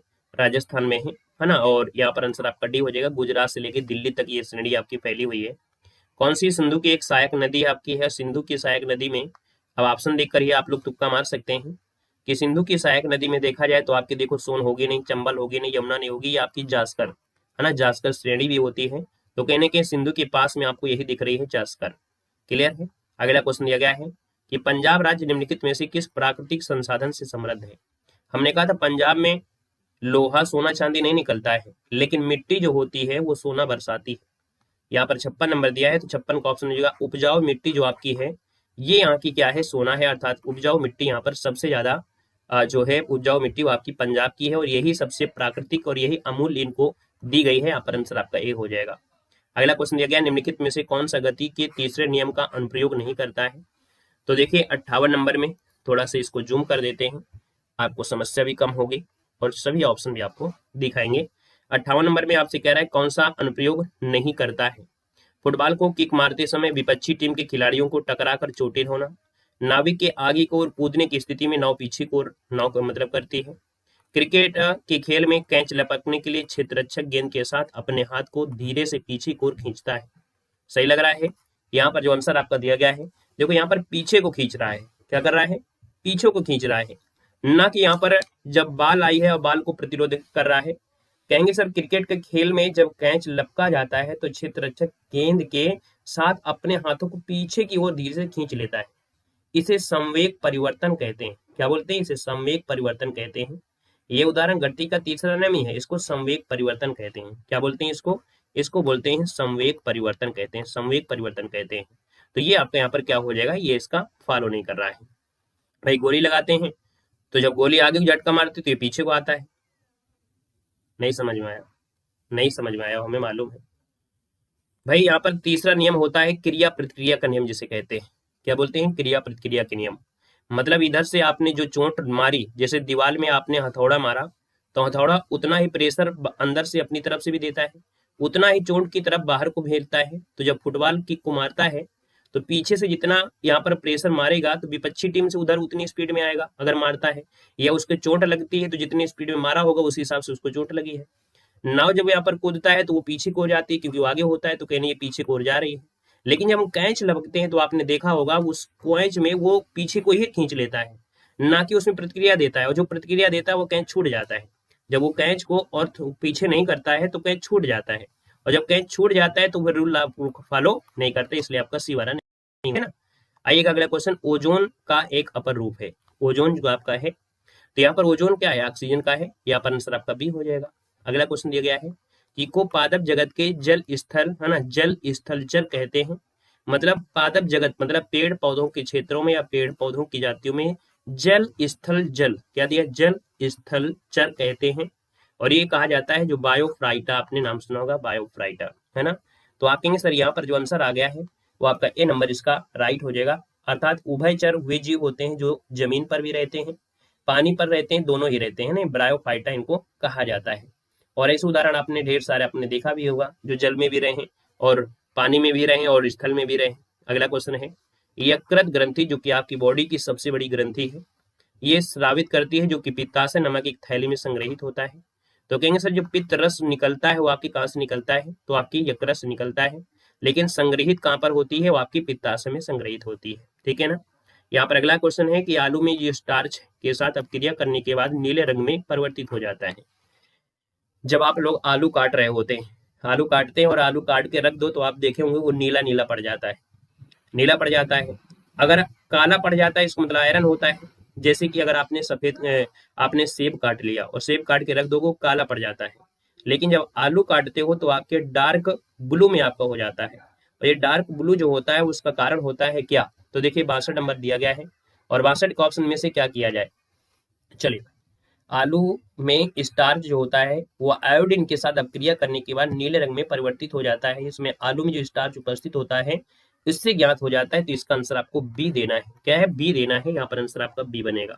अगला दिया है राष्ट्रीय आय की गणना किस विधि को औद्योगिक उत्पत्ति विधि के नाम से भी जाना जाता है? देखो 63 नंबर है और 63 नंबर की बात करते हैं। तो क्वेश्चन है कि जब राष्ट्रीय आय की गणना है ना, तो किस विधि को औद्योगिक उत्पत्ति विधि के नाम से जानते हैं? तो यह होता है मूल्य वर्धित विधि। क्या बोलते हैं इसको? मूल्य वर्धित विधि कहते हैं। अन्य दो विधियां हैं जो आपकी व्यय विधि और आय विधि होती हैं, है ना। राष्ट्रीय आय की गणना में आपने पढ़ा भी होगा कि आय विधि भी होती है, व्यय विधि भी होती है। लेकिन यहाँ पर जो आपकी है मूल्य आउट विधि के नाम से भी यहाँ पर जानते हैं, इस विधि का प्राथमिक उद्देश्य होता है कि चरणों के दौरान उत्पाद में जो जोड़े गए मूल्य होते हैं वो राष्ट्रीय आय की गणना करने के लिए होती है, मूल्यवर्धित विधि कहते हैं। तो यहाँ पर जो आपका है औद्योगिक उत्पाद विधि वो आपका होता है मूल्यवर्धित विधि। अगला क्वेश्चन है, भारत में मौद्रिक नीति समिति की अध्यक्षता कौन करता है? तो देखिए यहाँ पर जो दिया है 64 नंबर में, और 64 की अगर बात कर लेते हैं तो दोस्तों ये जो आपके गवर्नर होते हैं और भारतीय रिजर्व बैंक होते हैं, यही मौद्रिक नीति की जो अध्यक्षता करते हैं। ऑप्शन नंबर आपका सी बनेगा। अगला है, फुटबॉल 2027 में एशियाई कप की मेजबानी जो की जाएगी, है ना, वो किसके द्वारा की जानी है? 65 नंबर में। दोस्तों ये आपका सऊदी अरब है ना, बड़ा हाईलाइट में है। कोई भी काम होते हैं सऊदी अरब में ही होते हैं, मतलब इस समय आप देख रहे होंगे सऊदी अरब से बहुत ही तालमेल है कोई सी भी चीज के लिए हो। देखिए क्रिकेट मैच है तो क्रिकेट मैच भी आपके सऊदी अरब, है ना, मतलब देखा जाए यूएई से बहुत ही संबंध आपके गहरे होते जा रहे हैं। पाल राजवंश का संस्थापक इनमें से कौन था? तो हमने कहा पाल, और पाल से अगर हम बात करते हैं तो आप कहेंगे सर 46 नंबर में जो ऑप्शन बी दिया है गोपाल। धर्मपाल नहीं होगा, धर्मपाल ने तो उसका नालंदा का वो किया था, यहाँ पर गोपाल बनेगा। सही है कि नहीं है? गलत तो नहीं है। पाल राजवंश का संस्थापक कौन था बताइए? चलिए गोपाल, है ना, गोपाल प्रथम, ये पाल वंश का संस्थापक पूछा गया है ना, इसलिए ऑप्शन नंबर आपका यहाँ पर 46 का जो बनेगा वो आपका बी बनेगा। धर्मपाल जल्दीबाजी में मत लगाइएगा, देखने से हमको भी लग रहा है कि धर्मपाल लगा दें, क्योंकि हमेशा धर्मपाल के बारे में आप लोगों ने पढ़ा होगा, हमने भी पढ़ा। यहाँ पर नालंदा, है ना, बिहार निर्माण, है ना, यहाँ पर कहीं ना कहीं देखा जाए तो इसका आंसर आपको बी देना है। अगला क्वेश्चन दिया गया, अलाउद्दीन खिलजी ने अपनी राजधानी किस नाम से बनवाई थी? अलाउद्दीन खिलजी का नाम सुना होगा, और इसने अपनी जो राजधानी बनवाई थी कहीं ना कहीं देखा जाए तो सीरी, सीरी जो ऑप्शन दिया गया है 47 नंबर में ए हो जाएगा। 1303 में दिल्ली में अपनी राजधानी शहर सीरी की नींव उसने रखा था। राजधानी की आवश्यकता के अनुसार यहाँ पर देखा जाए तो वहां पर हौज एक खास हौज एलाई नामक जलाशय का निर्माण भी करवाया था, सीरी में ही किया था। अगला दिया गया है, गांधी इरविन समझौता कब हुआ? तो गांधी इरविन समझौता है और आपकी 1931 में हुआ था। ऑप्शन नंबर आपका बी बनेगा। भारतीय संविधान का राजनीतिक भाग मुख्यतः किस संविधान से लिया गया है? तो भैया ये जो लिया गया है किस संविधान से लिया गया है? 49 नंबर दिया, और 49 की बात कर लेते हैं तो आप कहेंगे सर यहाँ पर देखा जाए तो आपका ब्रिटिश संविधान से लिया गया है। जो राजनीतिक पॉइंट जितने भी हैं वो आपकी ब्रिटिश संविधान से लिया गया है। ऑप्शन नंबर आपका बी यहाँ पर राइट हो जाएगा। अगला क्वेश्चन दिया गया है कि स्वतंत्रता के अधिकारों में सबसे प्रमुख अधिकार इनमें से कौन है?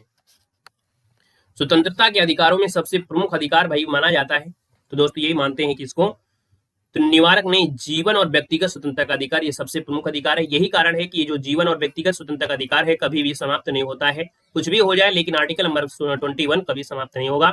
ऑप्शन नंबर आपका बी बनेगा। निम्न में से क्या अखिल भारतीय सेवाओं का हिस्सा नहीं होता है? अखिल भारतीय सेवाओं का हिस्सा नहीं होता है। 51 नंबर दिया, और 51 को ऑप्शन की बात करते हैं तो भारतीय नियंत्रण सेवा, देखिए भारतीय वन सेवा है, पुलिस सेवा है, भारतीय प्रशासनिक है, लेकिन आप अभियंत्रण सेवा क्या आपको मिला है? तो चार ऑप्शन देखेंगे तो पहले ही ऑप्शन यहाँ पर हो जाएगा। हिमालय के सबसे उत्तरी भाग में स्थित जो श्रृंखला है, हिमालय की अगर बात करते हैं सबसे उत्तरी भाग में अगर हम लोग जाते हैं तो ये जो श्रृंखला पाई जाती है उस श्रृंखला बोलते हैं क्या? पूर्वांचल नहीं कहते हैं। अरावली तो आप कहेंगे नहीं, शिवालिक कहेंगे, क्योंकि ये तो नीचे वाली भाग होती है। बस एक बचा है आंतरिक हिमालय कह देंगे। ऑप्शन नंबर आपका सी हो जाएगा। मतलब कुछ चीजें तो ऐसे होती है कि अगर हमको ना भी आता हो, है ना, तो भी हम ऑप्शन को अगर हम थोड़ा ध्यान दें, अगर हमने सही से पढ़ा है तो।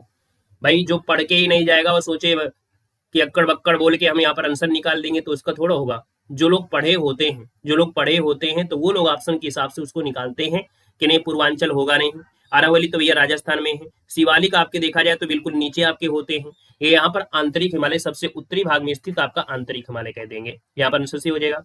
सिंधु नदी की कौन सी सहायक नदी है जो समुद्र तल से 400 मीटर की ऊंचाई पर रोहतांग दर्रे के पास से निकलती है? रोहतांग दर्रा आपको याद आ गया होगा, है ना, कि भैया मूसी आपका होगा नहीं, चिनाव आपका है नहीं है, इंद्रावती है नहीं है, तो आप कहेंगे सर ब्यास हो जाएगा सी नंबर। ये भी ऑप्शन से आपका हो जाएगा, ठीक है ना, ये भी ऑप्शन से हो जाएगा क्योंकि 3 ऑप्शन को हमने हटा दिया। भारत का कौन सा राज्य है जो प्रसिद्ध तूफान काल बैसाखी से संबंधित है? काल बैसाखी दिया है 54 नंबर में, तो यहाँ पर देखो दिया है हरियाणा, कर्नाटक, गुजरात। तो यहाँ पर देखो ऑप्शन नंबर आपका बी पश्चिम बंगाल। दोस्तों याद रखिएगा कि जो 54 नंबर दिया है 54 का ऑप्शन में यहाँ पर बी होगा, और आप हम लोग कहेंगे कि पश्चिम बंगाल में गरज के साथ तेज आंधी आती है और भारी बारिश होती है, जिसे काल वैसाखी के नाम से जाना जाता है। इसका आंसर आपको बनेगा बी नंबर हो जाएगा। अगला दिया है संकरीय नालियों द्वारा पौधों को जल देने की तकनीकी जो सीधे उनकी जड़ों तक जड़ पहुंचाती है उसे क्या कहते हैं? यहाँ पर देखें 55 नंबर में आपको पढ़ाया गया है, थोड़ा दिमाग लगाया करिएगा। यहाँ पर दिया है संकरीय नाली से, मान लो हमने यहाँ पर कोई पाइप डाल दिया या मान लो नाली ही बना दिया, है ना। तो भैया उनकी जड़ों तक यहाँ पर कोई पौधा आपका अगर यहाँ पर है ना, मान लीजिए कोई यहाँ पर आपका पौधा है, इस पौधे में यहाँ पर पानी जा रहा है, ये पौधा जा रहा है, तो कहीं ना कहीं पृष्ठीय सिंचाई बोलेंगे, नहर सिंचाई हो नहीं सकता है, छिड़काव हो नहीं सकता, तो ये ड्रिप इसे बोला जाता है, क्या बोलते हैं, ड्रिप सिंचाई कहते हैं। इसलिए आपका आंसर क्या हो जाएगा, बी नंबर राइट हो जाएगा। अगला है कि किसी पिंड की गतिज ऊर्जा है ना और स्थितिज ऊर्जा उसकी ऊर्जा की घटक होती है। अगर कोई पिंड है उसकी गतिज ऊर्जा हो और उसकी स्थितिज ऊर्जा है, उसकी ऊर्जा जो कहलाती है, इस ऊर्जा को हम लोग कहते क्या है, यांत्रिक ऊर्जाएं होती हैं, इनको हम लोग यांत्रिक बोलते हैं, रासायनिक थोड़ा होंगे, ये आपकी यांत्रिक ऊर्जा होती है। निम्न में से कौन सा अम्ल है जो नारियल के तेल में पाया जाता है, अब आप बताइएगा। चलिए यहाँ पर देना है आपका आंसर क्या है, क्या भैया कंफ्यूज होगा क्या, ड्रिप में कंफ्यूज ना हो, कंफ्यूज वहां होते कब, कंफ्यूज तब होते जिसमें हाइड्रोपोनिक्स होता। अगर उसमें हाइड्रोपोनिक्स होता तो हम लोग कहते हैं कि जल में पौधों को है ना तैयार करना हाइड्रोपोनिक्स होता है कि उसमें नाली दिया गया था, पाइप नहीं दिया गया था, और नाली दिया है पाइप नहीं दिया था, तो आप कंफ्यूज हुए होंगे बस इसी बात पर, है ना। तो कभी कभी ऑप्शन को थोड़ा ध्यान दिया जाता है।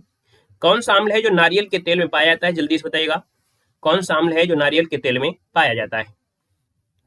यहाँ पर 57 नंबर दिया और 57 की बात करते हैं तो आपका आंसर क्या होगा, इसको भी आप लोग ऑप्शन लगाइए। अगर आपने पढ़ा है तो आप कहेंगे सर जी हमने जैलिक अम्ल तो कभी नहीं पढ़ा है, हटा दीजिएगा। लैक्टिक अम्ल आपने नहीं पढ़ा, हटा दीजिएगा। अब आपके पास दिया है इरूसिक अम्ल दिया है और एक रहता है लॉरिक अम्ल, तो यहाँ पर याद रखिए इसका आंसर सी लगाना है, लॉरिक अम्ल। क्या लगाना है, यहाँ पर लॉरिक अम्ल होता है, जिसका भी ऑप्शन आ गया है। आपका जवाब इनमें से क्या हो जाएगा, सी नंबर हो जाएगा, लॉरिक अम्ल आपका आंसर राइट हो जाएगा। C12H24O2 होता है, C12H24O2 इसका सूत्र होता है। चलिए अगला क्वेश्चन दिया गया है, हमारे शरीर में कौन सा विटामिन है सूर्य के प्रकाश की उपस्थिति में संश्लेषित मतलब होता है बनना। जब सूर्य के प्रकाश में हम जाएंगे, अगर हम सूर्य के प्रकाश में अगर हम जाते हैं तो यहाँ पर आपको एक विटामिन प्राप्त होता है, और वो विटामिन जो होता है उसे होता है विटामिन डी होता है ना। इसका आंसर आपका सी नंबर राइट हो जाएगा, विटामिन डी हो जाएगा। यहाँ पर देखिए अगला क्वेश्चन, अच्छा आपके बॉडी में कभी कभी ये पूछा जाता है कि कौन कौन से विटामिन आपके बॉडी के अंदर आपके एब्जॉर्ब होते हैं। तो इस बात को याद रखना कि जो पानी में घुल जाते हैं, इस बात को दिमाग से लगाना। कभी कभी ऑप्शन के अनुसार हम लोग सही करते हैं, लेकिन जो विटामिन पानी में घुल जाते हैं तो वो समझो आपकी बॉडी से बाहर निकल जाते हैं, तो आपकी बॉडी में विटामिन बी और विटामिन सी संश्लेषित नहीं हो सकते हैं। लेकिन जो वसा में घुलनशील होते हैं, जैसे आपका ए हो गया, यहाँ पर ये डी आपका होता है ए डी, है ना, और कौन होता है कीड़ा वाला जो आपका होता है ना, कीड़ा वाला जो होता है, कौन कौन बचा है, A B C D E के, है ना, ये जो आपका ई वाला आपको हो गया, ये चारों ही आपकी बॉडी के अंदर आपके संश्लेषित होते हैं, कहीं ना कहीं याद रखिएगा, ठीक है ना। बी और सी पानी में घुल सकते हैं, लेकिन बॉडी के अंदर जो आपके बनते रहते हैं, कहीं ना कहीं स्टोर भी रहते हैं, वो आपके जो ये है वसा में घुलनशील होते हैं आपकी बॉडी में, कहीं ना कहीं जब ऑप्शन दे कभी तो इनको याद रखना है, ठीक है ना। तो ये जो विटामिन डी है सूर्य के प्रकाश से होता है। अगला क्वेश्चन दिया गया है कि मनुष्य में स्टार्च जैसे कार्बोहाइड्रेट का पाचन निम्नलिखित में से किस भाग से शुरू होता है। तो आप ही बताइएगा कि यहाँ पर 59 नंबर है और 59 की बात करते हैं तो ये स्टार्च मतलब होता है जैसे कोई खाना खाते हैं और खाने में जो लार होती है, लार के साथ उसमें स्टार्च, है ना। तो ये स्टार्च जो आपका है कहीं ना कहीं मुख गुहा से स्टार्ट हो जाता है। पाचन क्रिया किस भाग से शुरू होता है, तो याद रखिए खाना जब खाते हैं तो मुख से ही स्टार्टिंग हो जाती है, आंसर आपका बी हो जाएगा, है ना। ग्रास नली में पाचन होता ही नहीं, इस बात को याद रखना। कभी कभी आपसे इसमें अगर हम क्वेश्चन ये बोल देते कि इनमें से ऐसा कौन सा ऑप्शन है जहां पर आपका पाचन क्रिया होती ही नहीं है, तो दोस्तों याद रखिए ये जो आपकी दिया गया ग्रास नली हो गई, ग्रास नली में पाचन क्रिया नहीं होती है, बड़ी आंत में भी पाचन क्रिया आपका नहीं होता है, मलाशय का तो कोई मतलब नहीं होता, यहाँ पर आपका होता ही नहीं है। लेकिन जब भी कभी ऑप्शन देगा तो बड़ी आंत भी देगा, ग्रास नली भी देगा, तो ग्रास नली में पाचन क्रिया होती ही नहीं है, वहां से सीधा क्या होता है खाना नीचे उतर आ जाता है और पेट में पहुंच जाता है। इसका आंसर आपका बी हो जाएगा। अगला क्वेश्चन है निम्न से किस रोग को टीकाकरण द्वारा नहीं रोका जा सकता है।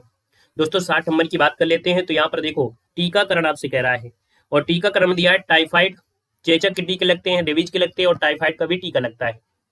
याद रखिए टाइफाइड में जो आपका इंजेक्शन होता है भैया, इंजेक्शन होता है, लेकिन बेरी बेरी जो आपका दिया गया है यहाँ पर 60 नंबर में जो बेरी बेरी दिया है इसके लिए टीका नहीं लगाता है, और इसको हम टीका के द्वारा रोक नहीं सकते हैं। तो यहाँ पर जो आंसर आपका दिया है 60 नंबर में वो ऑप्शन नंबर क्या हो जाएगा, ए नंबर इसका राइट हो जाएगा, ए नंबर आपका बन जाएगा, जिसे हम लोग थायमीन कहते हैं। विटामिन B1 जो होता है वो थायमीन होता है, इसे थायमीन कहते हैं, और ये विटामिन कार्बोहाइड्रेट की उपापचय में सहयोग देता है, ठीक है। तो इसका आंसर आपको बनेगा ए नंबर आपका राइट हो जाएगा। अगला क्वेश्चन दिया गया है कि शुद्ध राष्ट्रीय उत्पाद अर्थात जिसे नेट नेशनल प्रोडक्ट कहते हैं ये क्या होता है। अब आप ही बताइएगा शुद्ध राष्ट्रीय उत्पाद हम लोग जो कहते हैं वो किसे कहते हैं। हमने आपको जीडीपी बताया है, जीएनपी बताया था, है ना। अब यहाँ पर 61 नंबर की अगर बात कर लेते हैं तो शुद्ध राष्ट्रीय उत्पाद होता है, डायरेक्ट आइए आंसर में, सकल राष्ट्रीय उत्पाद और मूल्य ह्रास का जो अंतर होता है उसे हम लोग शुद्ध राष्ट्रीय उत्पाद कहते हैं। क्या? सकल राष्ट्रीय उत्पाद जो आपका जीडीपी होता है उसमें से अगर मूल्य ह्रास को घटा देते हैं तो ये शुद्ध राष्ट्रीय उत्पाद आपका आ जाता है। ऑप्शन आपका डी यहाँ पर राइट हो जाएगा। आइएगा अगले क्वेश्चन को। क्वेश्चन दिया गया है उलट रेपो दर, रिवर्स रेपो दर। आपने हमेशा ये शब्द को इंग्लिश में पढ़ा होगा रिवर्स रेपो दर, लेकिन आज यहाँ पर देखो दिया है उलट रेपो दर। तो कंफ्यूज नहीं होना है कि सर उलट आ गया ये क्या है, पहली बार पढ़ रहे हैं। तो आप कहेंगे सर जी वह दर जिस पर आरबीआई होती है वो व्यापारिक बैंकों से ऋण लेती है। मतलब ये उल्टा हो गया कि जो हमारी आरबीआई है उसको जरूरत पड़ती है पैसे की तो वो व्यावसायिक बैंकों से पैसा ले लेती है, उसको हम रिवर्स रेपो दर कहते हैं।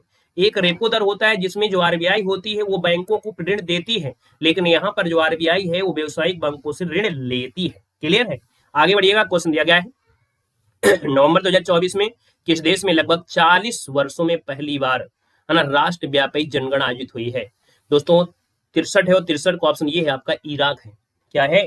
यहाँ पर जो इराक है, इराक में देखा जाए तो लगभग 40 वर्षों में पहली राष्ट्रव्यापी जनगणना आपकी कराई गई है। इसका उद्देश्य है कि देश के जो अनुमानित लोग हैं या निवासी हैं उनके बारे में व्यापक जानकारी एकत्रित किया जाए, और ये जनगणना देश के सभी 18 प्रांतों में कराई गई थी। दिसंबर 2024 में किसे भारतीय रिजर्व बैंक का 26वां गवर्नर नियुक्त किया गया है? तो दोस्तों आपको बताना है कि आरबीआई के जो 26वें गवर्नर नियुक्त हुए हैं वो आपके कौन है 64 नंबर में। तो यहाँ पर आपको हो जाएगा संजय मल्होत्रा। ऑप्शन नंबर आपका सी यहाँ पर राइट हो जाएगा। क्लियर है? अगला है रोवर्स कप किस खेल से संबंधित है? बहुत बार पढ़ाया गया है। रोवर्स कप का संबंध है आपके फुटबॉल से है। ऑप्शन नंबर आपका बनेगा सी नंबर आपका राइट होगा, फुटबॉल से हो जाएगा। कह रहा है पट्टदकल में जैन मंदिर का निर्माण वंश द्वारा करवाया गया था। यहाँ पर देखिएगा जीके का क्वेश्चन आपका आ गया है, और जीके की अगर बात कर लेते हैं तो होगा क्या, पीडीएफ टेलीग्राम पे भेज दी जा रही है। तो टेलीग्राम में से पीडीएफ आप लोग डाउनलोड करके उसमें से जो रीजनिंग के क्वेश्चन है, जीके के, हिंदी के, एक बार फिर से रिवीजन लगा सकते हैं। अपनी किताब उठाइएगा, नंबरिंग करिएगा और देखिएगा कितना सही हो पा रहा है कितना नहीं सही हो पा रहा है। देखिए भैया 46 नंबर है, वो 46 की बात करते हैं तो आपका जो आंसर आएगा वो आपका हो जाएगा, ये राष्ट्रकूट आपने नाम सुना होगा, है ना? क्या हो जाएगा? तो याद रखिएगा पट्टकल में जो जैन मंदिर हैं इनका जो निर्माण करवाया था वो किसने? तो आपके राष्ट्रकूट ने करवाया। आपका जो राइट आंसर हो जाएगा वो आपका डी नंबर है, राइट हो जाएगा, याद रखिएगा। ठीक है ना? क्लियर है? चलिए यहाँ पर आगे बढ़ते हैं। क्वेश्चन आपसे अगला पूछा गया है कि मोहम्मद बिन तुगलक ने चांदी के सिक्के के स्थान पर नामक तांबे का सिक्का चलाया, और भैया उसने चांदी के सिक्के की जगह क्या तांबे का सिक्का, और ये तो तांबे का सिक्का है 47 नंबर में। वो राइट आंसर क्या हो जाएगा? तो आप कहेंगे सर तांबे का जीतल चलवाया था। यहाँ पर जो आंसर है यहाँ पर सी हो जाएगा, यहाँ पर आंसर सी बन जाएगा। अगला क्वेश्चन दिया गया है और आपसे कह रहा है कि स्वतंत्रता संग्राम आंदोलन के दौरान महात्मा गांधी ने करो या मरो का नारा दिया था, डू और डाई, ये नारा जो दिया था ये दिया था कब? तो आप कहेंगे सर ये भारत छोड़ो आंदोलन। ऑप्शन नंबर आपका बी बन जाएगा।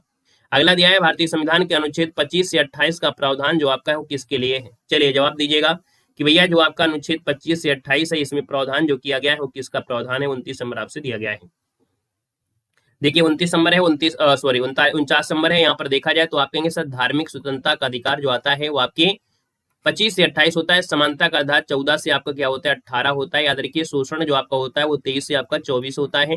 संस्कृति और शैक्षणिक अधिकार इसके बाद बचा हुआ जो आपका आएगा 29-30 वाला वो आपके इसमें आ जाएगा। अगला है कि भारत में निम्नलिखित में से कौन सा कथन है जो मौलिक कर्तव्यों के संबंध में आपका सही नहीं है? मौलिक कर्तव्य की बात कह रहा है और सही नहीं भी दिया गया है। 50 नंबर में पहला ऑप्शन देखते हैं, देश की रक्षा करना, आप कहेंगे बिल्कुल सही है। ग्राम पंचायत का गठन करना ये मौलिक कर्तव्य में आपका नहीं आता है, आपका बी नंबर इसका राइट हो जाएगा। बाकी वैज्ञानिक सोच विकसित करना, समान भाईचारे को प्रोत्साहन करना, ये सब मौलिक कर्तव्य में, लेकिन ग्राम पंचायत का ऐसे कोई लेना देना नहीं है। संविधान का कौन सा अनुच्छेद है प्रत्येक राज्य के लिए एक राज्यपाल का प्रावधान करता है? दोस्तों यहाँ पर देखा जाए तो ये जो आपका है कौन आर्टिकल नंबर 153 है, जो कि प्रत्येक राज्यों में एक राज्यपाल होगा, मतलब ऑप्शन नंबर आपका डी राइट हो जाएगा। नेक्स्ट क्वेश्चन है कि कौन सा दर्रा है जो कुल्लू घाटी को भारत की हिमाचल प्रदेश के लाहौल और स्पीति घाटियों को जोड़ता है? कुल्लू घाटी को भारत के जो हिमाचल प्रदेश में जो लाहौल है और आपकी स्पीति घाटी इनको जोड़ता है। और ये दर्रा जो आपका है दोस्तों रोहतांग दर्रा है। रोहित बड़ा किला है, ये हिमाचल प्रदेश में आपका दर्रा है रोहतांग। ऑप्शन आपका बी बन जाएगा। यहाँ पर अगला क्वेश्चन दिया गया है कि सिंधु जल संधि 1960 के अनुसार भारत नदी का कितना प्रतिशत पानी काम में ले सकता है? तो भैया सिंधु समझौता हुआ था 1960 में, भारत इस नदी का कितना परसेंट पानी अपने काम में ले सकता है? 53 नंबर की बात करते हैं तो दोस्तों 20% पानी है ना सिंधु का भारत ले सकता है। इसका आंसर जो आपका दिया गया है वो आपका बी नंबर है, यहाँ पर राइट हो जाएगा दोस्तों, याद रखिएगा। क्लियर हो गया है? चलिए आगे बढ़िएगा। क्वेश्चन दिया गया है निम्नलिखित में से कौन सी मिट्टी द्वारा प्रदत्त किए जाने वाले सूक्ष्म पोषण तत्व का एक उदाहरण है? मिट्टी द्वारा प्रदत्त किए जाने वाले सूक्ष्म पोषक तत्व का उदाहरण, मतलब इसमें सूक्ष्म पोषक तत्व की आवश्यकता होती है, बहुत ज्यादा नहीं होती लेकिन होना भी जरूरी है। यहाँ पर देखा जाए तो 54 नंबर की बात करते हैं तो यहाँ पर जो आंसर आपका दिया गया है वो आपका आयरन, इसका आंसर डी हो जाएगा। आयरन की भी आवश्यकता होती है लेकिन बहुत ही ज्यादा मात्रा में नहीं, सूक्ष्म मात्रा में आपको होती है। आंसर आपका डी यहाँ पर राइट हो जाएगा। चलिए यहाँ पर आगे बढ़ते हैं। क्वेश्चन आपसे अगला पूछा गया है कि सर जी टेनिस की जो ग्रैंड स्लैम प्रतियोगिता है यूएस ओपन 2024 के पुरुष एकल का खिताब किसने जीता था? यहाँ पर देखिएगा आपका 55 नंबर है, 55 का ऑप्शन आपका, इनका नाम है जेनिस सिनर, है ना। क्या नाम है भैया? इसको हमने बताया था जेनिस सिनर। ये सितंबर में आपकी हुई थी। यूएस ओपन जो आपका हुआ है, यूएसएस से हो जाएगा सितंबर, ये सितंबर में प्रतियोगिता हुई है और साल की अंतिम ग्रैंड स्लैम प्रतियोगिता होती है। इसमें देखा जाए तो जेनिस सिनर हैं जो आपके विजेता है। टेलर फिट्स आपके क्या हुए थे? तो इसमें हारे थे दोस्तों, याद रखिएगा। तो इसका आंसर आपका सी हो जाएगा। 55वें नंबर का जो भारतीय अंतर्राष्ट्रीय फिल्म महोत्सव 2024 हुआ है उसमें किस फिल्म ने सर्वश्रेष्ठ फिल्म का गोल्डन पीकॉक अवार्ड जीता है? दोस्तों यहाँ पर देखा जाए 56 नंबर में तो ऑप्शन कहेंगे सर ये आपकी टॉक्सिस है, ऑप्शन नंबर आपका ए बन जाएगा। भारत के किस राज्य में एल्यूमिनियम प्रगलन संयंत्रों की संख्या सबसे अधिक आपकी है? दोस्तों यहाँ पर देखा जाए तो आपका 57 नंबर है और 57 की अगर हम बात कर लेते हैं तो आपका जो आंसर बनेगा इनमें से क्या हो जाएगा? जल्दी से बताइएगा इसका आंसर इनमें से क्या बनेगा।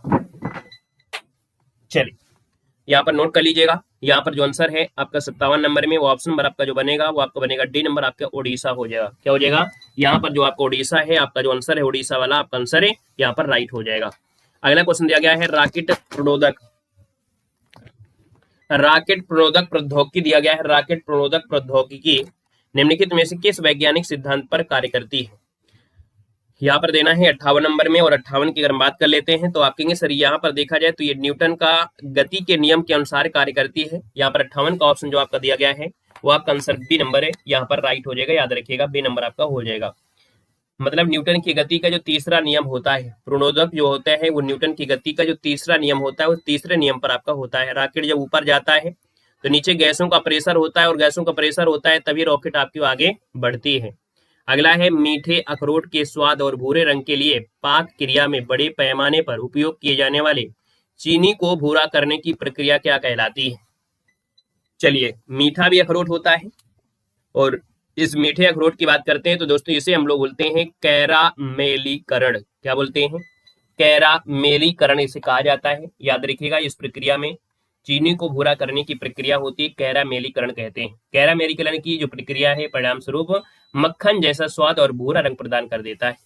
यहाँ पर अगला क्वेश्चन दिया गया है फूल के अंतरम भाग को क्या कहते हैं? फूल के अंतरम भाग को क्या कहते हैं? 60 नंबर है। तो दोस्तों इसको बोलते हैं स्त्री केसर। क्या बोलते हैं?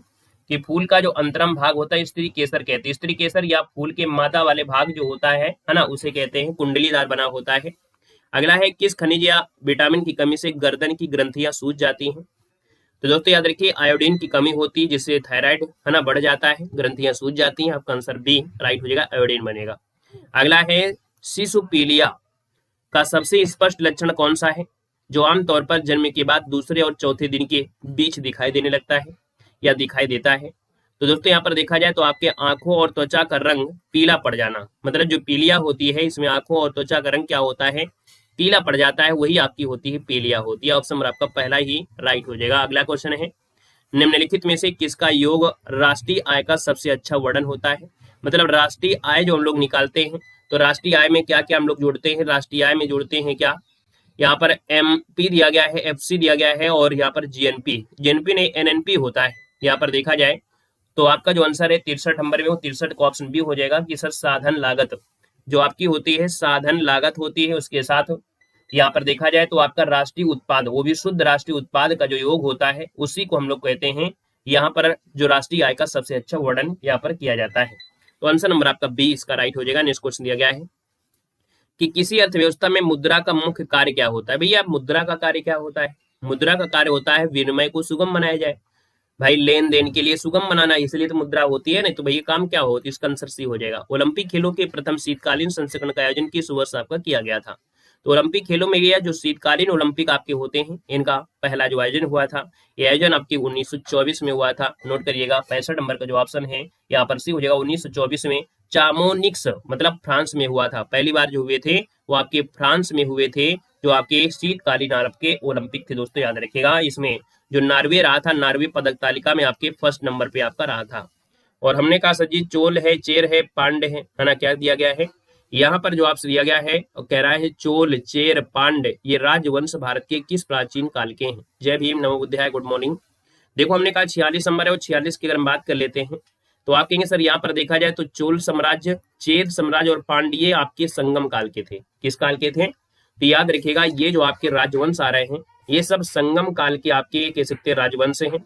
ऑप्शन नंबर आपका जो बनेगा वो आपका डी नंबर है, यहाँ पर राइट हो जाएगा, संगम काल के हैं, है ना। इसे तमिल संगम काल भी कहा जाता था, इसे तमिल संगम काल भी कहा जाता था दोस्तों, याद रखिएगा। अगला क्वेश्चन दिया गया है कि जैसे पद है, वेतन है और सैन्य उत्तराधिकार निर्धारित करने के लिए मुगलों द्वारा चलाई गई श्रेणी व्यवस्था को हम लोग कहते थे क्या थी। हमने कहा सर जी यहाँ पर पद है और वेतन है ना, ये सब चीजें आपको चलाने के लिए मुगल साम्राज्य में मनसबदारी व्यवस्था शुरू की गई थी और ये अकबर के द्वारा शुरू की गई थी। किसके द्वारा? अकबर की शुरुआत हुई थी। यहाँ पर आंसर आपका मनसबदारी व्यवस्था हो जाएगा। हिंद स्वराज या इंडियन होम रूल निम्नलिखित में से इसके स्वतंत्रता सेनानी ने लिखा है। हिंद स्वराज से आपको याद हो गया होगा कि हिंद स्वराज आपके महात्मा गांधी ने लिखा है।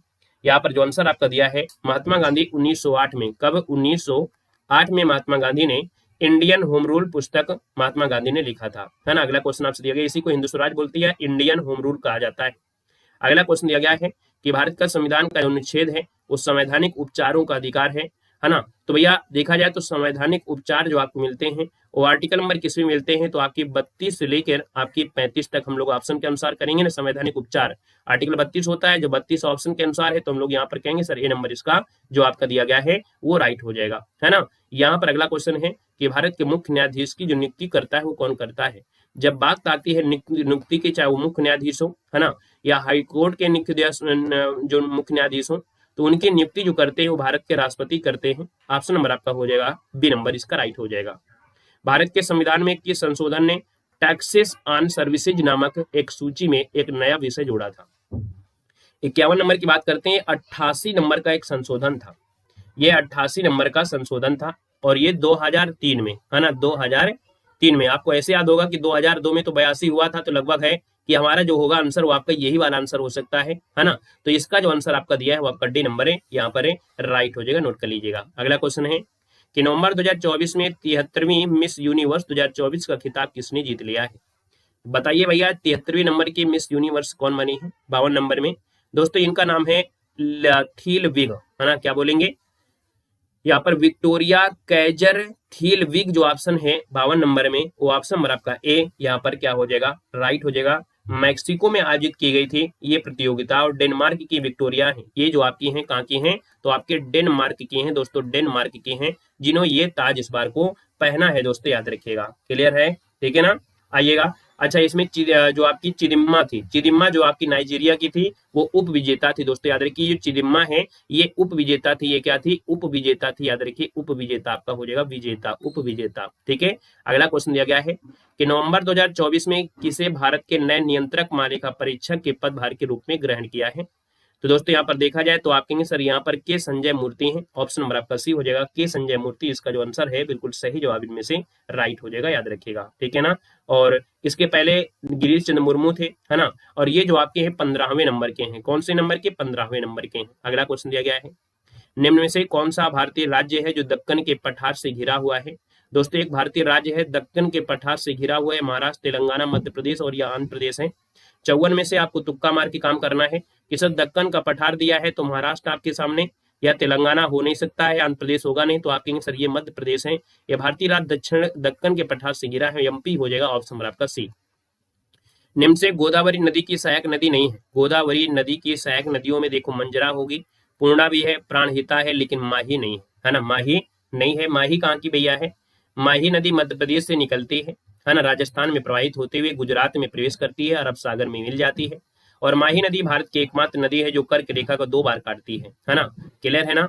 तो आप कहेंगे सर ये नदी आपकी है गोदावरी की नहीं है, इसका आंसर आपका डी बनेगा। अगला देखो दिया गया है कि कौन सा भारत का एक जैव मंडल संरक्षित क्षेत्र आपका नहीं है। जैव मंडल संरक्षित क्षेत्र में आपको कौन सा नहीं आता है? यहाँ पर देखो जैसे आपका सुंदरवन है जैव मंडल है, गिर जो आपका नीलगिरी है भी जैव मंडल है, ठंडा रेगिस्तान भी आपकी जैव मंडल में आता है, लेकिन गिर जो आपका वन है 56 नंबर का जो ऑप्शन दिया गया है, इसको नोट कर लीजिएगा, स्क्रीनशॉट ले लीजिएगा कि गिर वन जो है भारत का जैव मंडल संरक्षित क्षेत्र आपका नहीं है। गिर जो आपका राष्ट्रीय उद्यान है, क्या है? ये जो आपका है एक राष्ट्रीय उद्यान है, राष्ट्रीय उद्यान हो जाएगा दोस्तों, राष्ट्रीय उद्यान है, इसलिए आपको नोट कर लेना है, ठीक है ना, गुजरात में है राष्ट्रीय उद्यान और आपकी वन्यजीव में आता है। अगला है खेती के लिए दी गई भूमि में श्रम और पूंजी के अधिक उपयोग की जाने वाली खेती को हम लोग कहते क्या है दोस्तों, इसे हम लोग कहते क्या है 57 नंबर में, तो आप कहेंगे सर यहाँ पर गहन खेती कहते हैं। क्या बोलते हैं कि श्रम और पूंजी के अधिक उपयोग करने वाली खेती को गहन खेती कहते हैं। ऑप्शन नंबर आपका ए इसका राइट हो जाएगा। जब एक पत्थर ऊपर की ओर फेंका जाता है तो किस प्रकार का ऊर्जा का रूपांतरण होगा। कोई पत्थर आप लीजिए और उसको ऊपर की ओर फेंक दीजिए। जब ऊपर की ओर फेंकते हैं तो आपकी गतिज ऊर्जा है ना, गतिज ऊर्जा गुरुत्वीय स्थिति ऊर्जा में बदल जाती है। जब ऊपर को भेजते हैं तो एक बल नीचे को लगता है जिसे है ना, तो गुरुत्वीय स्थिति ऊर्जा में बदल जाता है। ऑप्शन नंबर आपका सी राइट हो जाएगा। नेक्स्ट क्वेश्चन दिया गया है कि हल्दी पाउडर में किसका मिलावट होता है। देखो हल्दी पाउडर आपने देखा होगा, हल्दी पाउडर में होता है लेड क्रोमेट। नोट कर लीजिएगा, स्क्रीनशॉट लीजिएगा, हल्दी पाउडर में लेड क्रोमेट होता है और हल्दी की जो रंगता है उसको बेहतर बनाने में और इसे ज्यादा पीला करने में और चमकीला दिखाने के लिए इसको मिलाया जाता है। तो यहाँ पर कहेंगे सर इसका आंसर आपका ये नंबर राइट हो जाएगा, नोट कर लीजिएगा, ठीक है ना, क्लियर है। जब आपको मालूम है कि जब शरीर में कोई हड्डी की चोट हो जाती है ना, उसमें सूजन आ जाती है तो उसमें आराम भी आपको हो देता है, उसकी सूजन को कम कर देता है। प्रजातियां पौधे और जानवरों की वे प्रजातियां हैं जो विशेष रूप से किसी विशेष क्षेत्र में पाई जाती हैं। देखिए 60 नंबर में दोस्तों ये इससे बोलते हैं स्थानीय, क्योंकि यहाँ पर दिया गया है किसी विशेष क्षेत्र में पाई जाने वाली जो प्रजाति हैं या जानवर हैं उनको स्थानीय प्रजातियां कहते हैं, इसलिए ऑप्शन आपका डी राइट हो जाएगा, नोट कर लीजिएगा। अगला है निम्न से कौन सा रोग है मच्छर के काटने से नहीं होता है। भाई मच्छर के काटने से यहाँ पर देखो मलेरिया होता है, फील पाँव भी हो जाता है जिसे हाथी पाँव बोलेंगे, डेंगू होता है, लेकिन हेपेटाइटिस जो आपका है ये मच्छर के काटने से नहीं फैलता है। हेपेटाइटिस जो आपका है ये वायरस से फैलता है। किसे, वायरस से फैलने वाला आपका रोग है, याद रखिएगा, वायरस से ये फैल आपका होता है, क्लियर है।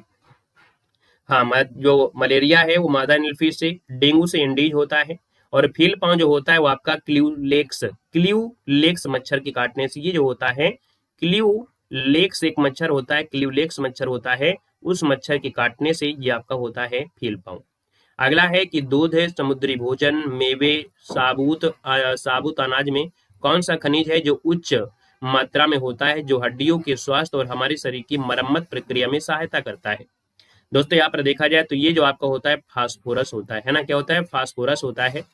जब दूध खाते हैं तो कहीं ना कहीं उसमें क्या होता है, फास्फोरस होता है। ऑप्शन आपका सी हो जाएगा। कैल्शियम और फास्फोरस से ही हड्डियां क्या होती हैं, मजबूत होती हैं। और किसी में अगर फास्फोरस और आपके कैल्शियम की कमी होती है तो ऑस्टियोमलेशिया रोग हो जाता है, जिसे बोलते हैं नासूड़, है ना, नासूड़ अर्थात जिसका अंत ही ना हो। तो यहाँ पर आंसर आपका सी हो जाएगा।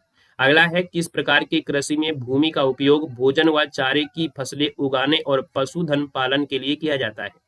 दोस्तों याद रखिएगा ये जो आपकी कह सकते हैं इसको हम लोग कहते हैं मिश्रित कृषि। क्या दिया है, मिश्रित कृषि। कि किस प्रकार की कृषि में भूमि का जो उपयोग है भोजन के लिए व चारे की फसलों को उगाने के लिए और पशुपालन के लिए। इसका मतलब है कि भैया उसका उपयोग हम भोजन चारा भी कर रहे हैं और पशुपालन कर रहे हैं, इसको हम लोग मिश्रित कृषि कहते हैं। ऑप्शन नंबर आपका ए यहाँ पर राइट हो जाएगा, क्लियर है। अगला क्वेश्चन आपसे कह रहा है कि सर द व्हाइट टाइगर जो नामक पुस्तक के लेखक वाकई कौन है। तो भैया यहाँ पर देखा जाए व्हाइट टाइगर आप देख लेंगे तो डर जाएंगे, लेकिन एक आपके अरविंद हैं जो अडिग हो गए हैं, है ना, वो बिल्कुल अडिग हो गए हैं, वो डर नहीं रहे हैं। तो आप कहेंगे सर 64 का ऑप्शन जो बनेगा वो डी हो जाएगा, द व्हाइट टाइगर की आपके हैं अरविंद अडिग। ऑप्शन नंबर आपका हो जाएगा ए नंबर हो जाएगा अरविंद अडिग। अगला है बिरसा मुंडा अंतर्राष्ट्रीय हॉकी स्टेडियम जो देश का सबसे बड़ा हॉकी स्टेडियम है, ये कहाँ पर स्थित है। बिरसा मुंडा की कहानी भी सुना होगा, बिरसा मुंडा को भगवान की तरह मानते हैं। यहाँ पर 65 नंबर की बात करते हैं तो आप कहेंगे सर 65 का जो ऑप्शन आएगा वो राइट आंसर डी हो जाएगा, राउरकेला जो आपके उड़ीसा में है। आपका आंसर डी है। तंजौर का राजराजेश्वर मंदिर किस वंश के शासक ने बनवाया था। ये बिल्कुल सही बात है, जब तक एग्जाम डेट नहीं आती है ना तब तक बच्चे पढ़ते नहीं है, है ना। टीचर चाहे जितना हल्ला मारता रहे, कुछ भी करता रहे, लेकिन पढ़ते नहीं है, है ना। जब एग्जाम डेट आती है तो फिर मजबूर होते हैं टीचर भी, क्या करें कि क्लासेस ज्यादा दे देते हैं और बच्चे भी पढ़ने आते हैं। तो भाई अपना टाइम बर्बाद करने से क्या करें, बताओ। आइएगा यहाँ पर सॉल्व कर लेते हैं। वैसे भी वो पढ़ने वाले बच्चे रहते हैं, एग्जाम के समय पढ़ते हैं। देखो तंजौर का राजराजेश्वर मंदिर किस वंश के शासक ने बनवाया था, 46 नंबर दिया है। और 46 की अगर बात कर लेते हैं तो ऑप्शन क्या हो जाएगा, तो आप कहेंगे सर यहाँ पर चोल हो जाएगा, जो कि बी नंबर आपका हो जाएगा, चोल हो जाएगा। क्वेश्चन है निम्न से कौन सा शहर मुगलों का पहला नियोजित आपका शहर था, मुगलों का नियोजित शहर आपका माना जाता है।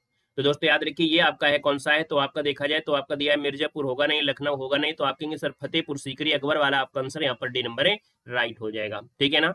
यहाँ पर जो 47 नंबर है, 47 का जो ऑप्शन बनेगा वो राइट हो जाएगा, डी नंबर है यहाँ पर राइट हो जाएगा। दोस्तों याद रखिएगा। ठीक है, अगला क्वेश्चन है कि किस नेता ने बारदोली सत्याग्रह का नेतृत्व किया था।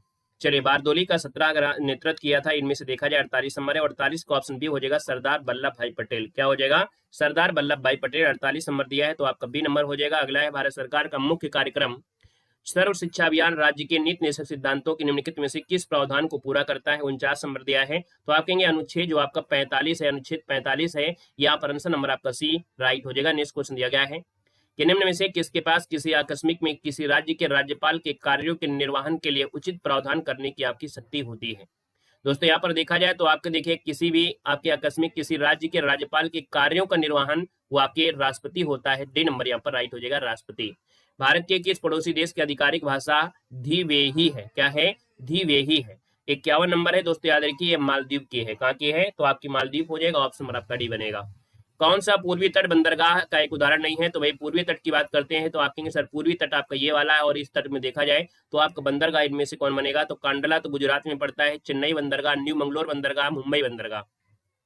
52 नंबर दिया है और 52 की बात करते हैं तो चेन्नई बंदरगाह जो ऑप्शन नंबर आपका दिया है ए नंबर इसका राइट हो जाएगा। नेक्स्ट क्वेश्चन दिया गया है कि कौन सी भारत की सबसे बड़ी प्रायद्वीपीय नदी है? प्रायद्वीप की सबसे बड़ी जो नदी है वो आपकी कौन सी है? यहाँ पर नंबर आपका गोदावरी आपका आंसर राइट हो जाएगा। बंगाल की खाड़ी में स्थित विश्व का सबसे बड़ा सुंदरवन का डेल्टा किन प्रकार की वनस्पति को दर्शाता है? तो सुंदरवन के डेल्टा में देखा जाए जो आपकी वनस्पति पाई जाती है वहां पर आपकी मैग्रो वन होता है। मैग्रो वन ऑप्शन नंबर आपका सी राइट हो जाएगा, जो दलदली स्थान में होते हैं। मनाली को लाहौल स्पीति घाटी से जुड़ने वाली सुरंग आपकी कौन सी है? यहाँ पर देखिए मनाली को लाहौल स्पीति घाटी से जुड़ने वाली जो सुरंग है यहाँ पर देखा जाए तो आप कहेंगे सर ये अटल सुरंग आपकी है। यहाँ पर जो आंसर है यहाँ पर डी नंबर अटल सुरंग हो जाएगा। नेक्स्ट क्वेश्चन दिया गया है कि आर्द्रता क्या होती है? ह्यूमिडिटी जो आपकी होती है आपकी होती क्या है? तो जब वायु में जलवाष्प उपस्थित होती है, जब वायु में जलवाष्प उपस्थित होती है उसे बोलते हैं आर्द्रता। ऑप्शन नंबर आपका डी राइट हो जाएगा। पारदर्शी साबुन बनाने में किसका प्रयोग करते हैं? और दोस्तों यहाँ पर पियर्स साबुन आपने देखा होगा, पियर्स वाली, है ना? तो भाई पारदर्शी साबुन बनाने में जो प्रयोग होता है वो किसका प्रयोग होता है? तो दोस्तों एथेनॉल का प्रयोग होता है। ऑप्शन नंबर आपका 57 का डी बनेगा। अगला क्वेश्चन है कि शैवाल के किस वर्ग को प्रायः हरा शैवाल कहा जाता है? दोस्तों जो हरा शैवाल होता है वो क्लोरोफाइसी वाला होता है। क्लोरो से आपको होगा क्लोरो, है ना? तो आपका हरा होता है, ऑप्शन नंबर आपका सी बनेगा। अगला क्वेश्चन दिया गया है शहरीकरण के कारण मानव जीवन शैली में गंभीर बदलाव आया है। ऐसी स्थिति में मोटापा एक प्रमुख स्वास्थ्य समस्या है। निम्नलिखित में से कौन सा मोटापे का कारण है? मोटापे का कारण देखा जाए तो कह रहा है पानी की अत्यधिक खपत नहीं होगा, उच्च कैलोरी वाले खाद्य पदार्थों को अधिक सेवन करते हैं, है ना? यहाँ पर फिंगर मोमोस बर्गर डोसा खाते हैं, उन्हीं को समस्या होती है। ऑप्शन नंबर आपका बी हो जाएगा। या तो शरीर को खा जाएगा या तो शरीर, है ना, समझ रहे हैं, मोटा हो जाएगा, या तो शरीर बिल्कुल दुबला हो जाता है, आपके फेफड़े के अन्य मतलब आपकी बॉडी के अन्य पार्ट खराब होने लगते हैं। शरीर में जब ग्लूकोज उपलब्ध नहीं होता है तब निम्नलिखित में से किसका उपयोग ऊर्जा के स्रोत के रूप में किया जाता है? भाई आपकी बॉडी में ग्लूकोज नहीं है तब आप ऊर्जा का प्रयोग कैसे करेंगे? ऊर्जा का प्रयोग करेंगे वसी अम्ल के माध्यम से। वसी ऑप्शन आपका डी हो जाएगा। कौन सा पेशा मौसमी बेरोजगारी का एक प्रकार नहीं है? निम्नलिखित में से कौन सा पेशा है जो मौसमी बेरोजगारी का एक प्रकार नहीं है? मौसमी बेरोजगारी में देखा जाए तो आपके कौन कौन आते हैं? तो आप कहेंगे सर यहाँ पर मौसमी बेरोजगारी का एक प्रकार है। अच्छा, है शब्द दिया है और है तो आप कहेंगे सर किसान होते हैं। किसान जो आपके मौसमी बेरोजगारी इन्हें कहा जाता है। अदृश्य भी होता है। ऑप्शन आपका ए बनेगा। अगला है the God of small things उपन्यास है और इसके जो लेखक है वो आपके हैं कौन? 62 नंबर में दोस्तों इनका नाम है अरुंधति राय। ऑप्शन आपका ए बन जाएगा। अगला है कि आईसीसी टी20 विश्व कप 2024 का खिताब किस देश की टीम ने जीता है? दोस्तों याद रखिएगा महिला टी20 विश्व कप 2024 का खिताब जो जीत लिया है वो जीता है किसने? तो आपके न्यूजीलैंड ने जीता था, है ना? साफ का ऑप्शन हो जाए आपका सी नंबर, और शायद अफ्रीका को हरा कर जीता था। अगला है कि दिसंबर 2024 में प्रधानमंत्री नरेंद्र मोदी ने किस राज्य में बीमा सखी योजना का शुभारंभ किया है? तो भैया बीमा सखी योजना है और इसका जो शुभारंभ किया है यहाँ पर देखा जाए तो आपके हरियाणा ने किया है। हरियाणा में किया है। ऑप्शन आपका डी हो जाएगा। खेलों में संबंध एक शब्द आता है वाडा, WADA। WADA का फुल फॉर्म पूछा गया है तो इसका होता है वर्ल्ड एंटी डोपिंग एजेंसी। बहुत हाईलाइट क्वेश्चन आपका है, याद रखिएगा, world anti doping agency. Option आपका ए राइट। इस प्रकार से देख सकते हैं कि आपने जीके जीएस का बेहतरीन तरीके से रिवीजन किया। इसी प्रकार से रिवीजन करना है तो आप लोगों यूपी जीके हो गया या आपके करंट अफेयर हो गया, यहाँ पर देख सकते हैं कि आपके हिंदी का, है ना, आपके कंप्यूटर, इन सभी प्रकार के हमने देख सकते हैं वीडियो बनाया है तो उनको भी आप लोग देख सकते हैं, बेहतरीन रिवीजन कर सकते हैं। बाकी थोड़ा बहुत परिवर्तन 2025 में देखने को मिल रहा है, तो उसी के अनुसार आपको थोड़ा सा अपनी किताबों को भी देखना पड़ेगा। बाकी टीचर जो परिवर्तन है वो तो करेंगे ही करेंगे, बाकी आपको भी अपने आप में परिवर्तन लाना होगा, क्योंकि जब तक आप परिवर्तन अपने आप में नहीं लाएंगे, है ना, आप वही छोटे छोटे क्वेश्चन पढ़ते रहेंगे। यूट्यूब में भी अगर आप छोटे छोटे पढ़ते रहेंगे, टीचर कठिन पढ़ाना भी चाहेगा और आप पढ़ोगे नहीं, तो फिर टीचर क्या है, वो फिर सरल सरल पढ़ा देगा आपको, ठीक है ना। इसलिए अपने आप में भी परिवर्तन लाना होगा, ठीक है। चलिए, तो फिर आज के लिए इतना रखते हैं, मिलते हैं एक नए सेशन के साथ और एक नई कह सकते हैं प्रैक्टिस सेट के साथ, ठीक है। धन्यवाद सभी को, जय हिंद, वंदे मातरम।